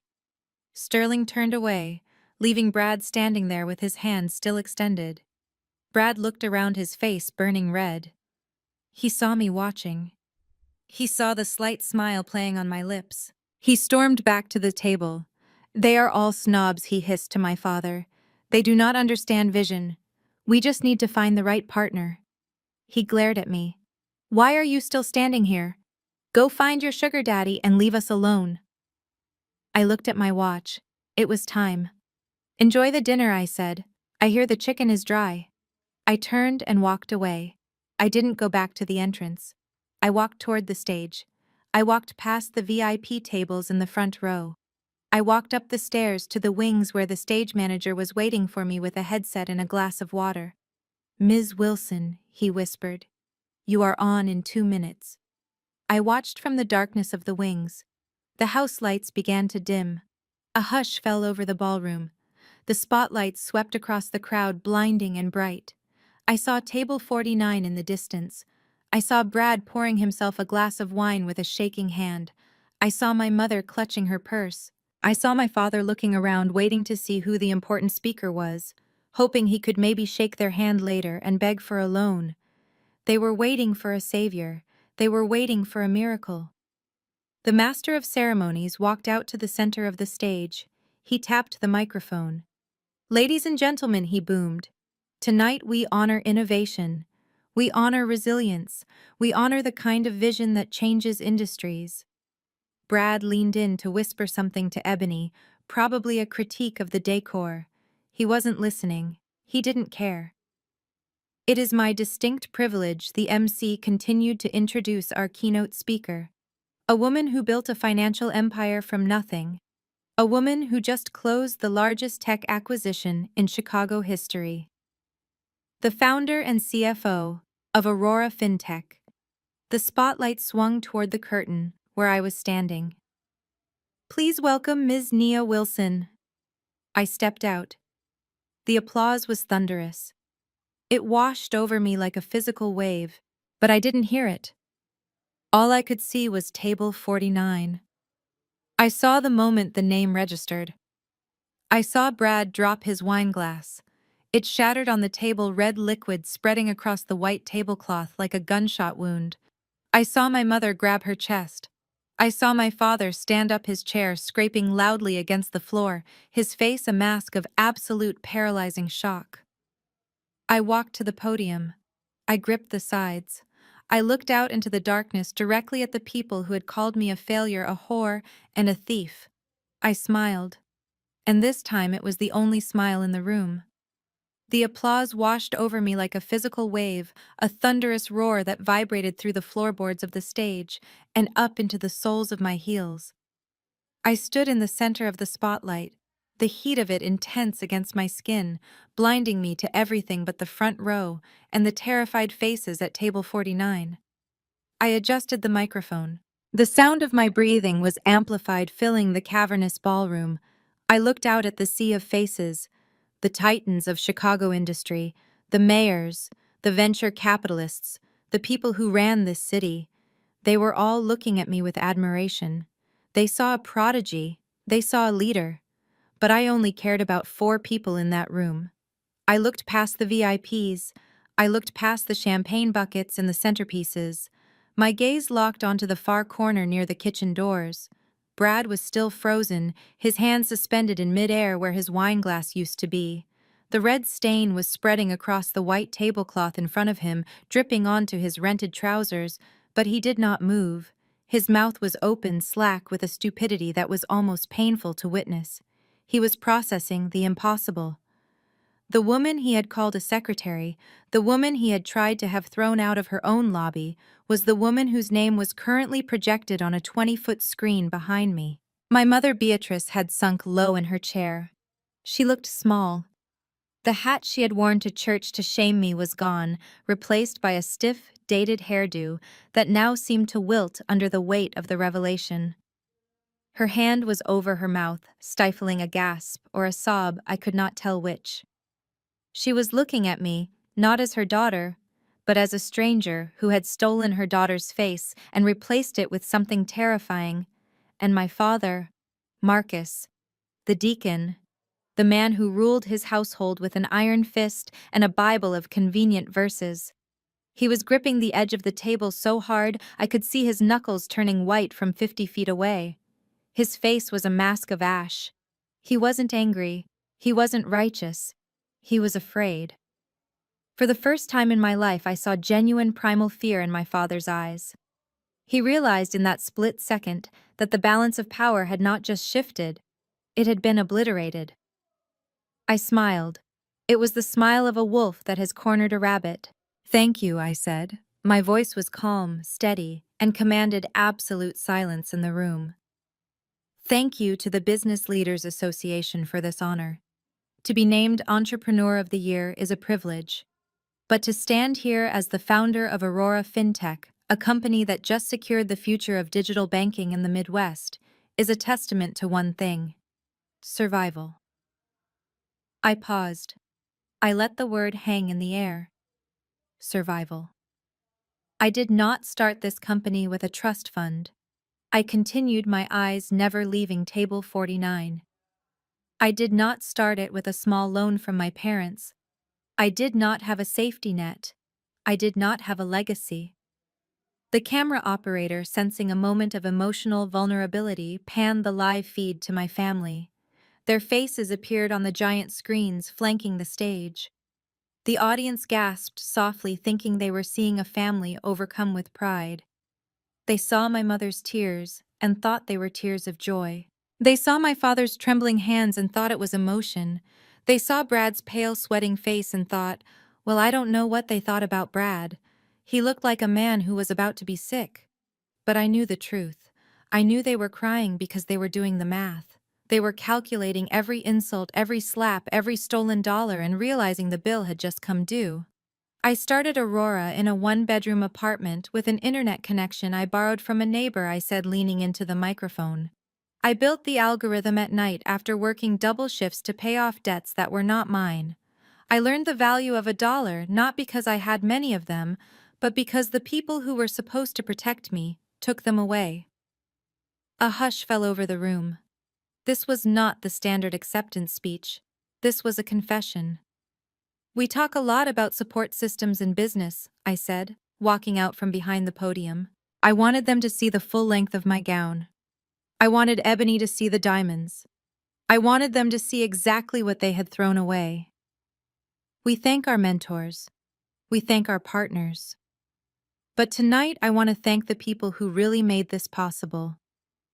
I want to thank the people who taught me that if I did not save myself, no one would. I pointed directly at the screen at the live feed of my family. The audience turned to look. My father flinched as if I had pointed a gun at him. I want to thank the people who taught me that loyalty is expensive and betrayal is free. I want to thank the people who looked at me and saw nothing because their blindness gave me the freedom to build an empire in the dark. My mother buried her face in her hands. Ebony was shaking her head, mouthing the word no over and over again. You see? I continued, my voice dropping to a register of intimate steel. When you are left at the airport, you learn to fly. When your tuition is stolen, you learn to earn. And when your family locks you out of the house, you learn to buy the block. There was a scattered, confused applause from the back, but most of the room was captivated. They sensed the drama. They sensed the blood in the water. Aurora FinTech is not just a company. It is a fortress. It is the answer to the question, what happens when you underestimate the quiet one? What happens when you mistake silence for weakness?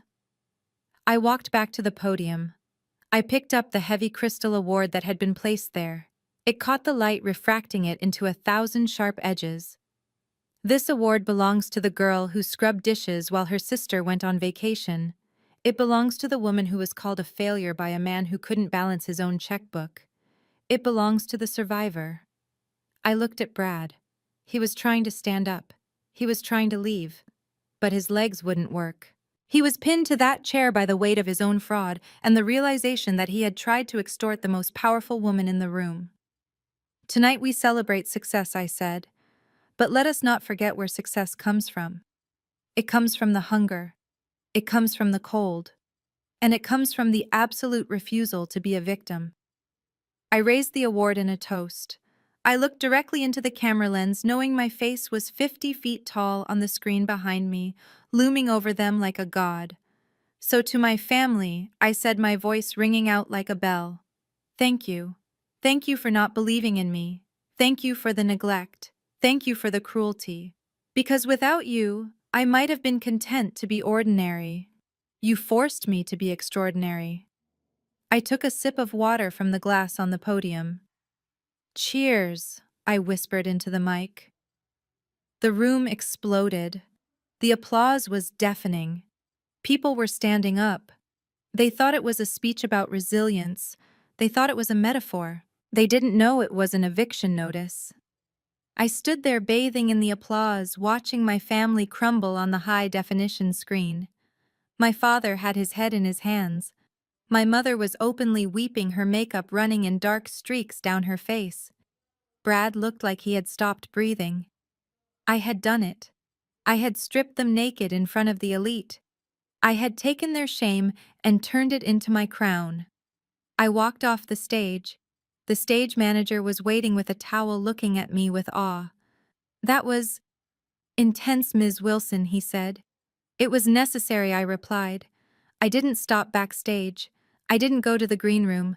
I walked straight through the wings, down the corridor, and out into the main lobby of the hotel. I knew they would follow. I knew they couldn't help themselves. They were moths, and I was the fire.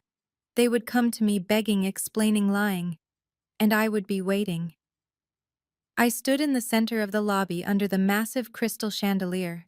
I checked my phone, a text from Sterling. All assets secured. The foreclosure notice is ready to be served. The FBI has the file on Brad. Just give the word. I put the phone away. I smoothed my dress. I waited. 5 minutes later, the double doors of the ballroom burst open. They spilled out like refugees from a disaster zone. Brad was leading, of course, his desperation giving him speed. My parents were right behind him, looking disheveled and frantic. Ebony was trailing, clutching her purse like it was the only thing holding her together. They saw me.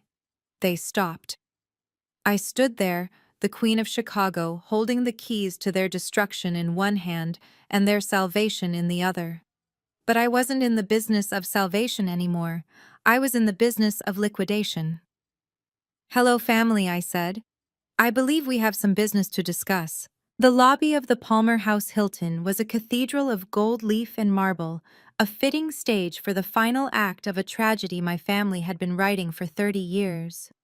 I stood near the fountain, the water cascading with a gentle, rhythmic sound that failed to mask the rapid, desperate clicking of heels approaching me on the stone floor. I did not turn around. I watched their reflections in the glass of the concierge desk. They looked like a pack of wolves that had suddenly realized the sheep was actually a lion. Their posture had changed. Gone was the arrogance of the church service. Gone was the sneering superiority of the driveway. In its place was a frantic, terrifying eagerness. Nia. My mother called out. Her voice was pitchy, breathless. She sounded like she was greeting a long-lost friend at the airport, not the daughter she had slapped across the face 72 hours ago. She reached me first. She threw her arms open, aiming for an embrace. I took a single, precise step backward. Her arms closed on empty air. She stumbled slightly, catching herself on my father's arm. "Oh, baby," she gushed, recovering instantly. She clasped her hands over her heart, her eyes swimming with fresh, happy tears. "Did you see us? Did you see us watching you?" We were crying. We were just sobbing. I turned to your father and I said, "Marcus, look at her. Look at our girl. We knew it. We always knew you had this in you."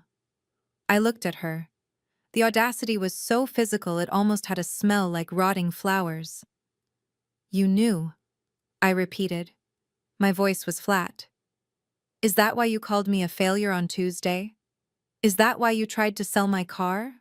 "Oh, Nia, do not be like that," my father interjected. He stepped forward, putting a heavy hand on my shoulder. I shrugged it off immediately. He pulled his hand back as if he had been burned. "We were hard on you," he admitted, putting on his best pastoral voice, the deep rumbling baritone he used to solicit tithes. "But iron sharpens iron, daughter.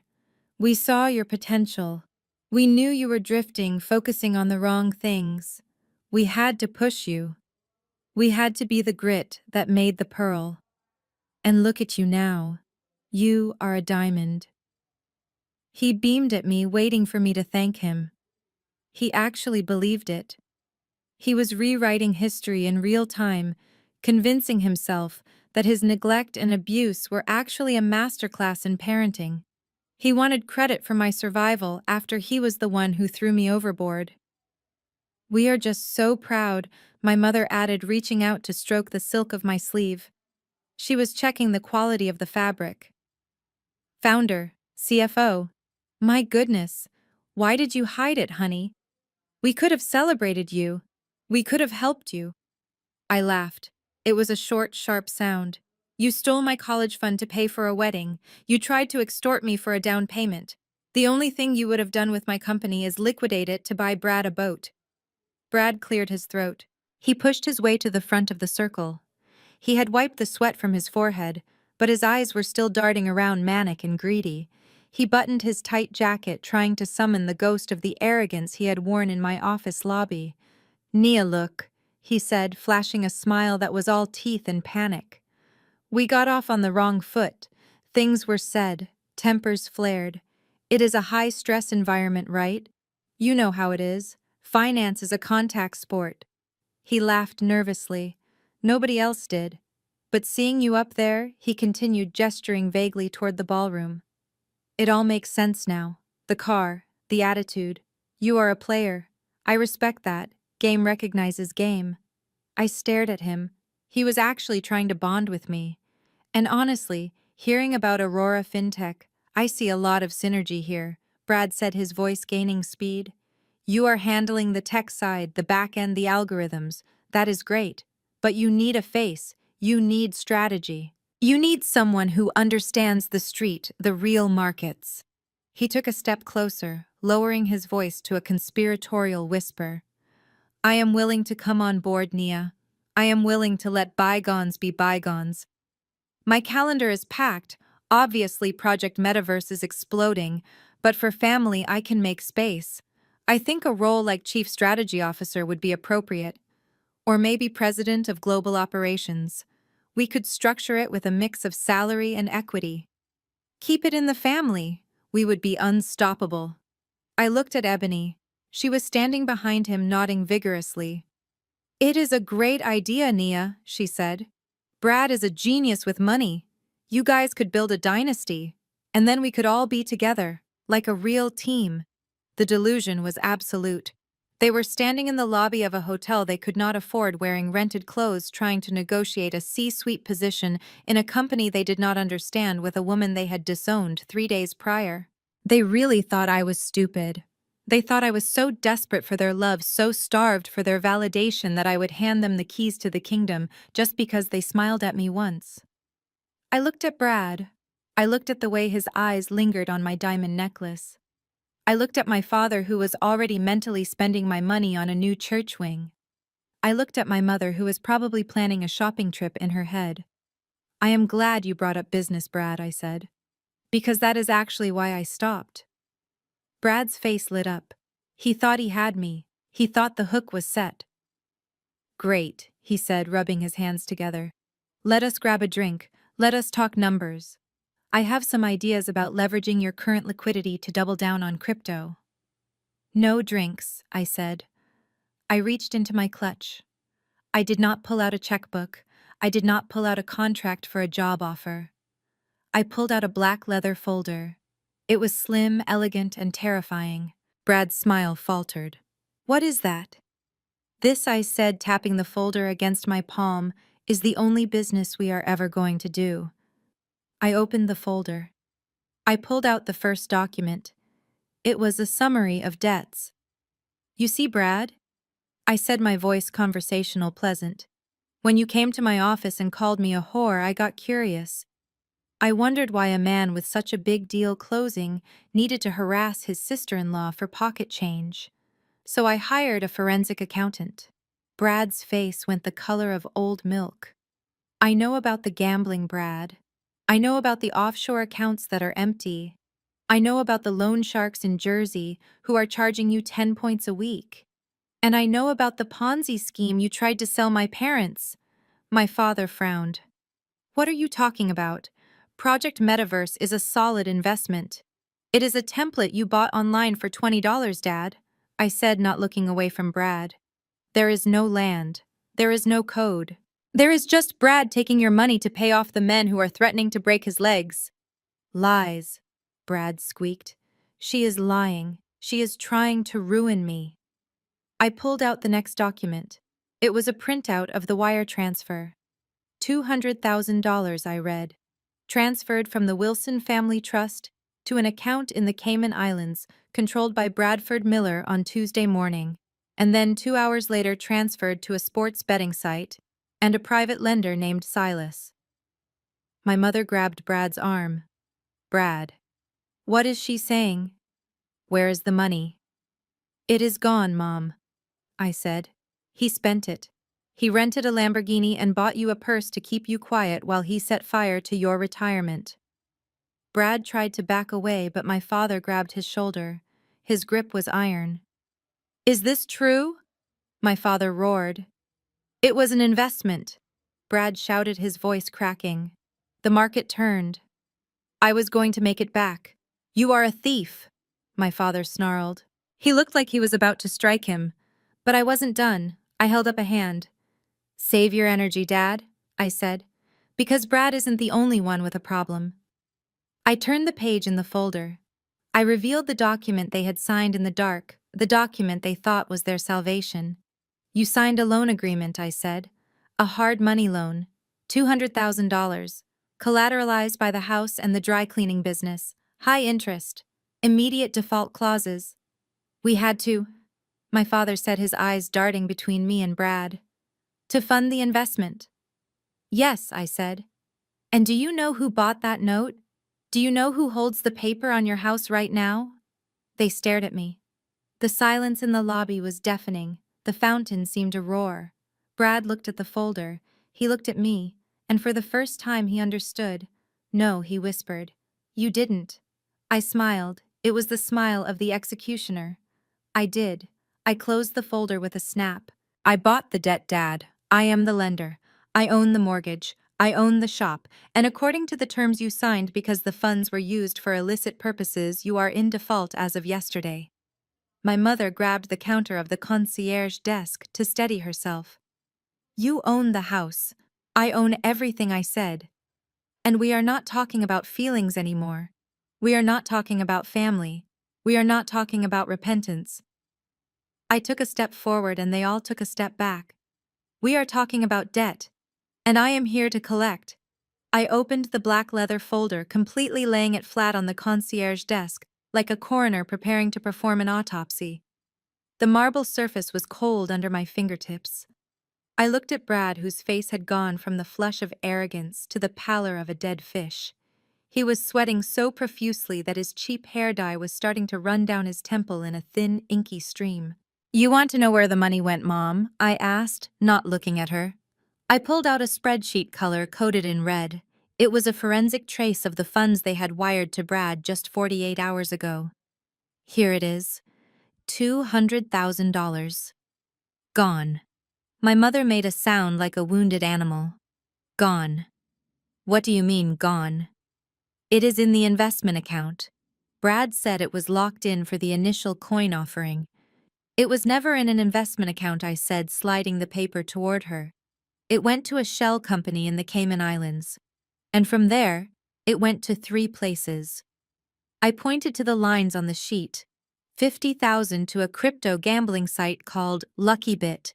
75,000 to a private lender in New Jersey named Silas, who I assume is the man threatening to break Brad's kneecaps. And the rest, I looked at Ebony. She was clutching her new Louis Vuitton bag so hard her knuckles were white. The rest went to a luxury rental car agency and the Neiman Marcus at Oakbrook Center. You are wearing your retirement fund, Ebony. That dress, that bag. That is Mom and Dad's equity. That is the dry cleaning business. That is the roof over their heads.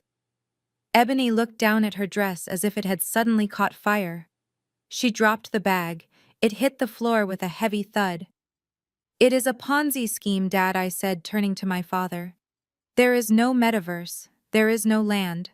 Brad has been paying off old investors with new money for 2 years. And when he ran out of strangers to scam, he came for you. He cannibalized his own family to keep the lights on for 1 more week. My father looked at Brad. The betrayal in his eyes was absolute. He had worshipped this man. He had elevated him above his own daughter because Brad fit the image of success he so desperately craved. And now he realized he had bet the farm on a con artist. You stole from me, my father whispered. His voice was shaking. I trusted you. I gave you everything. I didn't steal it. Brad screamed, his voice cracking. It was a loan. I was going to make it back. The market just crashed. I just needed more time. You don't have time, I said. And you don't have the money. I turned the page in the dossier. This was the moment. This was the kill shot. But the money isn't the worst part, I said softly. The worst part is the collateral. I pulled out the mortgage assignment. The document was stamped and notarized. It was ironclad. You signed a hard money loan, Dad. High interest, short term, callable on demand if the lender suspects fraud or misuse of funds. My father was breathing hard, his hand clutching his chest. We can pay it back, he stammered. We just need to sell the business. We have savings. You don't have savings, I corrected him. You gave your savings to Brad 3 months ago. I saw the bank records. And the business. It is already leveraged. This loan was the last straw. You are overextended, Marcus. You are insolvent. I picked up the document and held it up so he could read the header. Lender Chimera Holdings, LLC. He squinted at it. I don't know who that is. Yes, you do, I said. I reached into my purse and pulled out a business card. It was black with gold lettering. Nia Wilson, CEO. Chimera Holdings. I dropped the card on top of the mortgage deed. I am Chimera Holdings' dad. The silence that followed was heavy enough to crush bones. My mother stopped breathing. Ebony let out a small, high-pitched whimper. Brad looked like he was trying to calculate the distance to the exit. I bought the debt, I said, my voice calm, precise, and utterly cold. I bought the note from your predatory broker this morning. I own the paper on your house. I own the lien on the dry cleaning shop. I own every brick, every shingle, and every blade of grass at 42 Maple Street. My father staggered back. He grabbed the edge of a velvet chair to keep from falling. You own my house. It is not your house anymore, I said. It is my asset. And since I have proof, thanks to my forensic team, that the funds from this loan were used for illegal gambling and fraud, you are in default. Effective immediately. I took a step toward him. He looked small. He looked old. The giant who had terrified me my entire childhood was gone, replaced by a foolish old man who had been outsmarted by his own prejudices. Do you remember Tuesday night, Dad? I asked. Do you remember what you said to me? You told me to get out. You told me I wasn't your daughter because I wouldn't give you money. You kicked me out of the home I grew up in. I leaned in close. I wanted him to see the fire in my eyes. Well, now I am the landlord, and I have a very strict policy against tenants who assault me. I pulled a folded piece of paper from the back of the folder. It was a notice to vacate. You have 30 days, Marcus. 30 days to pack your boxes. 30 days to find a new place to live. And since you have no credit, no savings, and a mountain of debt, I suggest you start looking for a very small apartment. Maybe Brad can let you sleep in the Lamborghini before he has to return it. My father made a choking sound. His face turned a terrifying shade of gray. He clutched his chest with both hands, his knees buckling. My heart, he gasped. Beatrice. My heart. He slumped into the chair, gasping for air. It was a mild angina attack brought on by the shock of his own hubris. I had seen him do this before when the church deacon board voted against him. It was real pain, but it was also theater. My mother shrieked. She looked at him, then at me, and then her eyes rolled back in her head. She swooned, collapsing onto the carpet in a heap of taffeta and fake pearls. It was a perfect faint.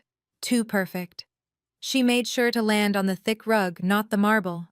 Mom, Dad, Ebony screamed, dropping to her knees beside them. Nia, look what you did. You are killing them. Help them. Call 911. I looked down at them, my father gasping and clutching his chest. My mother playing dead on the floor, my sister wailing like a banshee. I didn't move. I didn't reach for my phone. I didn't kneel. I stepped over my mother's legs. I walked past my father's chair. I am not calling anyone, I said. You wanted independence. You wanted to cut me off. Consider it done. You can handle your own emergencies. I walked toward the revolving doors. Behind me, the chaos was escalating. Hotel staff were rushing over. Guests were staring. But I didn't look back. And then the sound of sirens cut through the night air. Blue and red lights flashed against the glass of the hotel entrance. I stopped and smiled. I hadn't called an ambulance. I had called the FBI. The doors burst open and 6 agents in windbreakers marched into the lobby. They weren't looking for a heart attack victim. They were looking for a white-collar criminal. They walked right past me. They walked right past my parents on the floor. They walked straight to Brad, who was trying to blend into the wallpaper. Bradford Miller, the lead agent, barked. Brad tried to run. He actually tried to bolt toward the kitchen, but he tripped over his own feet and went down hard. 2 agents were on him instantly. I watched as they hauled him up. I watched as they slapped the handcuffs on his wrists. The metal clicked shut with a sound that was sweeter than any music. You are under arrest for wire fraud, securities fraud, and money laundering, the agent recited. Brad was screaming. Ebony was screaming. My father was moaning. My mother miraculously woke up from her faint to start wailing. I stood in the doorway, the cool night air hitting my face. I watched them dragging Brad away. I watched my family disintegrating into a pile of rubble. I checked my watch. 9 p.m. I had a reservation for a late dinner at a steakhouse with my team. We had a merger to celebrate. I turned my back on the wreckage of the Wilson family and walked out into the city. I was an orphan now, and I had never felt so rich. The metal cuffs clicked shut on Brad's wrists with a finality that echoed through the marble lobby of the Palmer House Hilton. It was a sound I would remember for the rest of my life, sharper than the clinking of champagne glasses, louder than the applause that had greeted me on stage. The FBI agents were efficient, their movements practiced and devoid of emotion. They pulled Brad to his feet, handling him not like the financial visionary he pretended to be, but like the common criminal he was. "You cannot do this!" Brad shouted, his voice cracking into a high-pitched squeal of panic. "I know my rights. This is a misunderstanding. I need to call my lawyer." You do not have a lawyer, Brad, I thought. You have a public defender in your future. One of the agents began reading him his rights, the Miranda warning cutting through the stunned silence of the hotel lobby. You have the right to remain silent. Anything you say can and will be used against you. Ebony found her voice then. She did not look at her husband, the man who had lied to her and spent her future on rental cars and gambling. She looked at me. Her face was twisted into a mask of pure distilled hatred. "You did this!" she screamed, lunging toward me. A hotel security guard stepped in front of her, blocking her path with a raised hand. "You ruined us. You called them. How could you do this to your own family?" I did not flinch. I did not step back. I did not defraud investors. "Ebony," I said, my voice cutting through her hysteria. "I did not steal $200,000 from our parents. I did not forge loan documents. Brad did that. I just turned on the lights." "You are evil," she sobbed, collapsing against the concierge desk as the agents began marching Brad toward the exit. "You are jealous and you are evil. We were going to be happy. We were going to have everything. You were going to be homeless in 3 months when the loan sharks came to collect," I said. "At least in federal prison, Brad will have a roof over his head." My parents were still on the floor, huddled together like survivors of a shipwreck. My father was clutching his chest, his breathing ragged, but the medical emergency had clearly passed the moment the handcuffs appeared. Now he was just a man watching his legacy dissolve. He looked at Brad being hauled away, then at me standing untouched in my emerald gown. The cognitive dissonance was breaking him. He could not reconcile the daughter he had discarded with the woman who had just orchestrated the dismantling of his world. As the automatic doors slid shut behind the agents and Brad, the silence returned to the lobby. But it was not peaceful. It was the heavy, suffocating silence of a judgment rendered. I turned and walked out the side exit to my waiting car. I did not offer them a ride. I did not offer them money for a cab. They had to figure it out. That was the lesson they had tried to teach me for years. Now they could learn it themselves. The fallout was swift and brutal. By the time the sun rose over Chicago the next morning, the news had spread from the business pages to the community gossip mills. The arrest of a local businessman at the Entrepreneur of the Year gala was juicy enough, but the involvement of Deacon Wilson's son-in-law made it a scandal of biblical proportions. I did not have to lift a finger to spread the word. The church choir network was more efficient than fiber optic cables. By 9 a.m. on Sunday, everyone at Greater Hope Baptist Church knew that Marcus Wilson had bet the family fortune on a fraudster and lost. They knew he had tried to shake down his own daughter from the pulpit. They knew the police had been involved. My father went to church that morning. It was a mistake. He thought he could brazen it out. He thought his title and his years of service would shield him. He walked into the sanctuary wearing his best suit, his head held high, expecting the usual deference. Instead, he was met by the senior pastor and the entire board of deacons standing at the entrance to the nave. They did not let him pass. Brother Wilson, the senior pastor, said, his voice sorrowful but firm, "We need to speak in my office."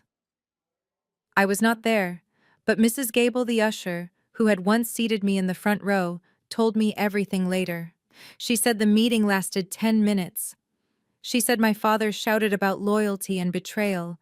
She said the board presented him with the police report regarding the misuse of funds and the association with known gambling syndicates.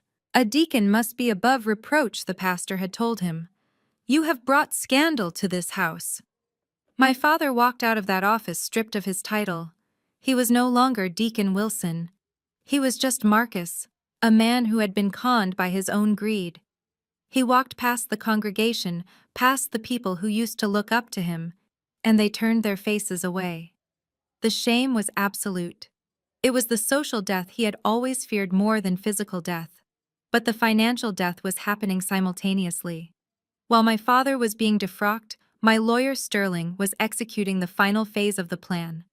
The default on the hard money loan was triggered the moment the funds were used for illegal activities.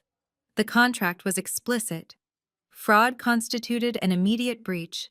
There was no grace period. There was no remediation.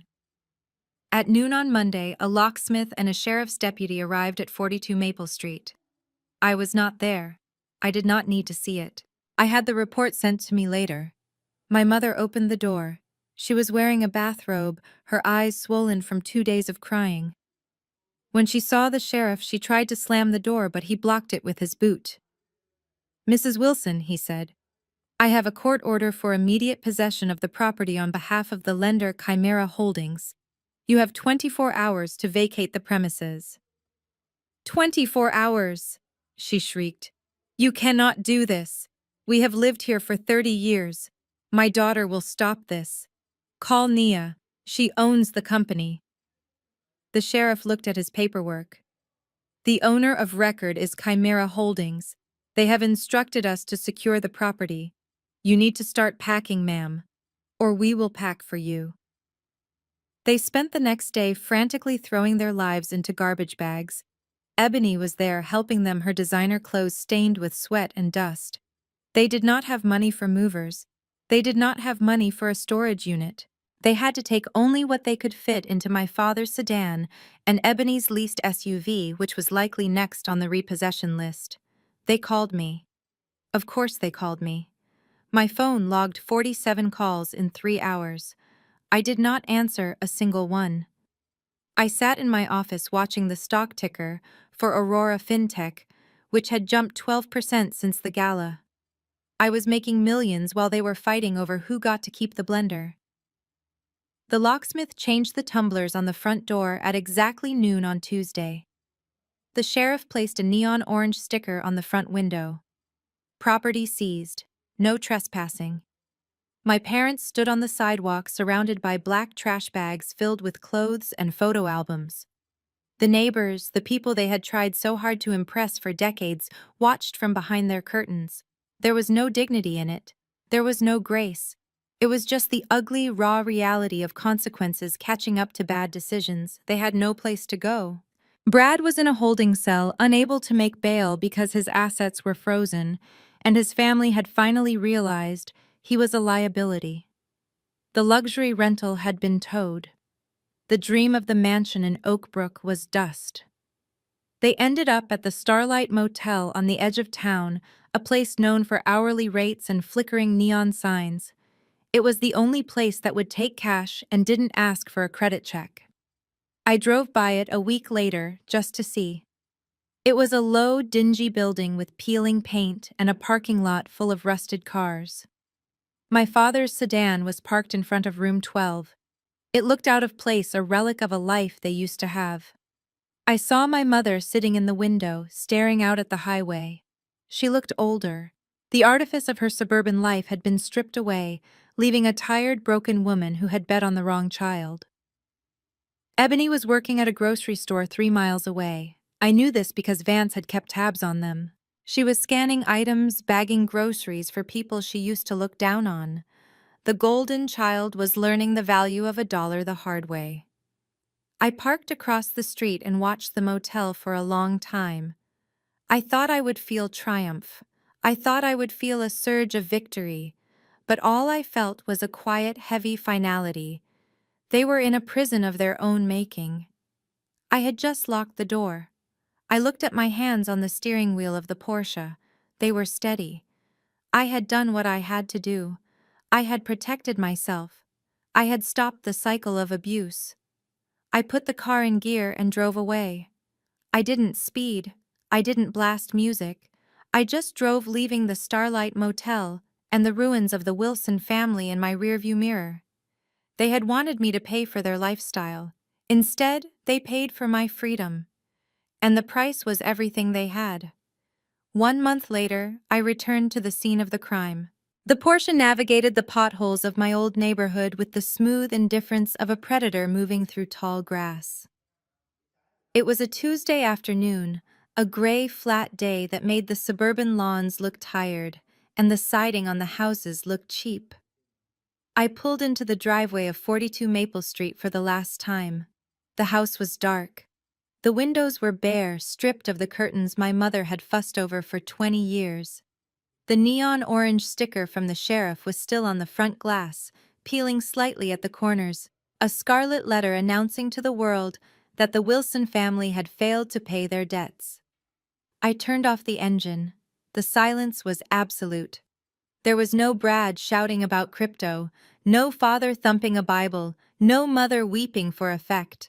Just the wind and the settling of a house that had been hollowed out. I unlocked the front door with the master key my property manager had given me. The air inside was stale, smelling of dust and hasty departures. I walked through the living room. I saw the indentations in the carpet where the furniture had been. I saw a single lone sock in the corner, a remnant of their frantic packing. I walked to the spot where my father had slapped me. I stood there for a long time waiting to feel something.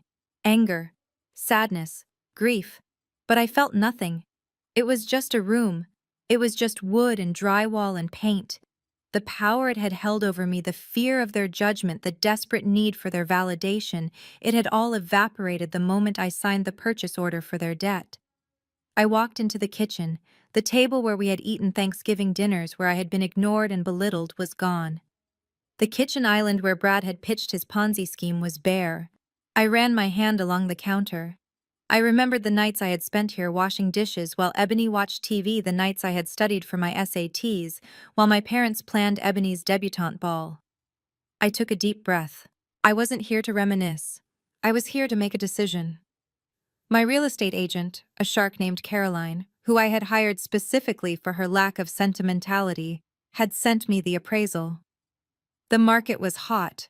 The land was valuable. I could flip it. I could rent it out. I could keep it as a trophy, a reminder of the war I had won. But I didn't want a trophy. I wanted a tombstone. I pulled out my phone and dialed Caroline. Put it on the market, I said, but not for profit. Caroline paused. What do you mean, Nia? I want to sell it, I explained, walking through the empty dining room. And I want 100% of the proceeds to go into a trust. A trust for your family? She asked, confused. I laughed. A dry, humorless sound. No, the family is insolvent. This trust is for the Nia Wilson Scholarship Fund. It is going to be a full-ride scholarship for girls from this neighborhood, specifically girls who have been kicked out of their homes, girls whose parents told them they weren't enough. I want this house to pay for their tuition. I want the equity my parents tried to steal to be the ladder that helps someone else escape. There was a silence on the line, and then Caroline said, That is beautiful, Nia. And poetic. It is not poetry, I said. It is liquidation. Get the paperwork ready. I want the sign in the yard by tomorrow morning. I hung up. I walked out the back door into the garden. The weeds were already starting to take over my mother's prize rosebushes. Nature was reclaiming the space, erasing the order they had tried so hard to impose. I stood there for a moment looking up at the sky. I felt lighter. The house wasn't an asset anymore. It was just inventory. And I had just cleared the books. I walked back through the empty shell of my childhood, locking the front door behind me. I tossed the keys into the center console of the Porsche. It was done. As I started the engine, my phone rang. I looked at the screen. It was an unknown number. A prepaid burner phone likely bought with cash at a convenience store. I knew who it was. I had been expecting this call for 30 days. I let it ring 3 times. Then I answered. Hello. Nia. The voice was thin, reedy, stripped of all its former power. It was my mother, Beatrice. Hello, Mother. There was a ragged intake of breath on the other end. Oh, thank God. Thank God you answered. We didn't know if you would. We didn't know if you changed your number. I haven't changed anything I said. I am exactly where I have always been. Nia, please. She wept. Her tears sounded different now. They weren't the manipulative tears of the church service. They were the terrifying, raw tears of a woman who was sleeping on a mattress with bedbugs. We are at the Starlight. It is awful, Nia. It is cold. There are people here. Bad people. Your father is sick. He ran out of his heart medication and we don't have insurance anymore. Ebony is working double shifts, but it is not enough. We are hungry, Nia. I listened. I looked out the windshield at the house they used to own. I am sorry to hear that, I said. My voice was polite, distant, like I was talking to a stranger who had dialed a wrong number. We need help, she begged. We just need a little help. Just enough to get an apartment. Just enough to get Brad a lawyer. He is falling apart in there, Nia. He says they are going to hurt him. Brad is where he belongs, I said. And you are where you chose to be. How can you say that? She cried, a flash of her old indignation breaking through the desperation. We are your family. We are your flesh and blood. How can you sit in your penthouse and let us rot? Does your conscience not eat you alive? My conscience is clear, Mom, I said. I paid my debts. I worked hard. I built a life. You had a house. You had a business. You had a retirement. You gambled it all on a liar because you liked the way he looked in a suit better than you liked your own daughter. You bet against me. And you lost. Nia, please, she whispered. Just a few thousand. Just to get us through the month. We learned our lesson. We know we were wrong. I looked at the dashboard of my car. The gas tank was full. The engine was purring. I had a meeting with my investment team in an hour. I had a date on Friday with a man who knew who I was and didn't ask for a dime. I have given you everything I am going to give, I said. What did you give us? She screamed, her voice cracking. You took everything. You took the house I gave you a lesson, I said. I paused, letting the words sink in. You always told me I needed to be independent. You told me to figure it out. You told me not to ask for handouts. You told me that struggle builds character. Well, Mom, I am giving you the greatest gift a parent can give a child. I am giving you independence. I am giving you the chance to pull yourself up by your bootstraps. Nia, you wanted me to be strong, I said. Now it is your turn. Enjoy the independence, Mom. You paid a high price for it. I didn't wait for her response. I didn't wait for the cursing or the begging or the prayers for my damnation. I pressed the red icon on the screen. The call ended. The silence returned, but this time it wasn't empty. It was full. It was rich. I popped the SIM card tray open on the side of my phone. I pulled out the tiny chip, the little piece of plastic that held the number they had used to summon me, to scold me, to extort me for a decade. I rolled down the window. I held the chip between my thumb and forefinger. It glinted in the afternoon sun. Goodbye, I whispered. I flicked it out the window. It disappeared into the overgrown grass of the lawn that was no longer mine. I put the car in gear. I didn't look back at the house. I didn't look back at the neighborhood. I looked forward toward the highway, toward the city, toward the skyline that I owned a piece of. I drove west into the setting sun. The light turned the sky a brilliant burning gold. I turned up the music. I felt the speed. I felt the power of the engine responding to my touch. They said blood was thicker than water.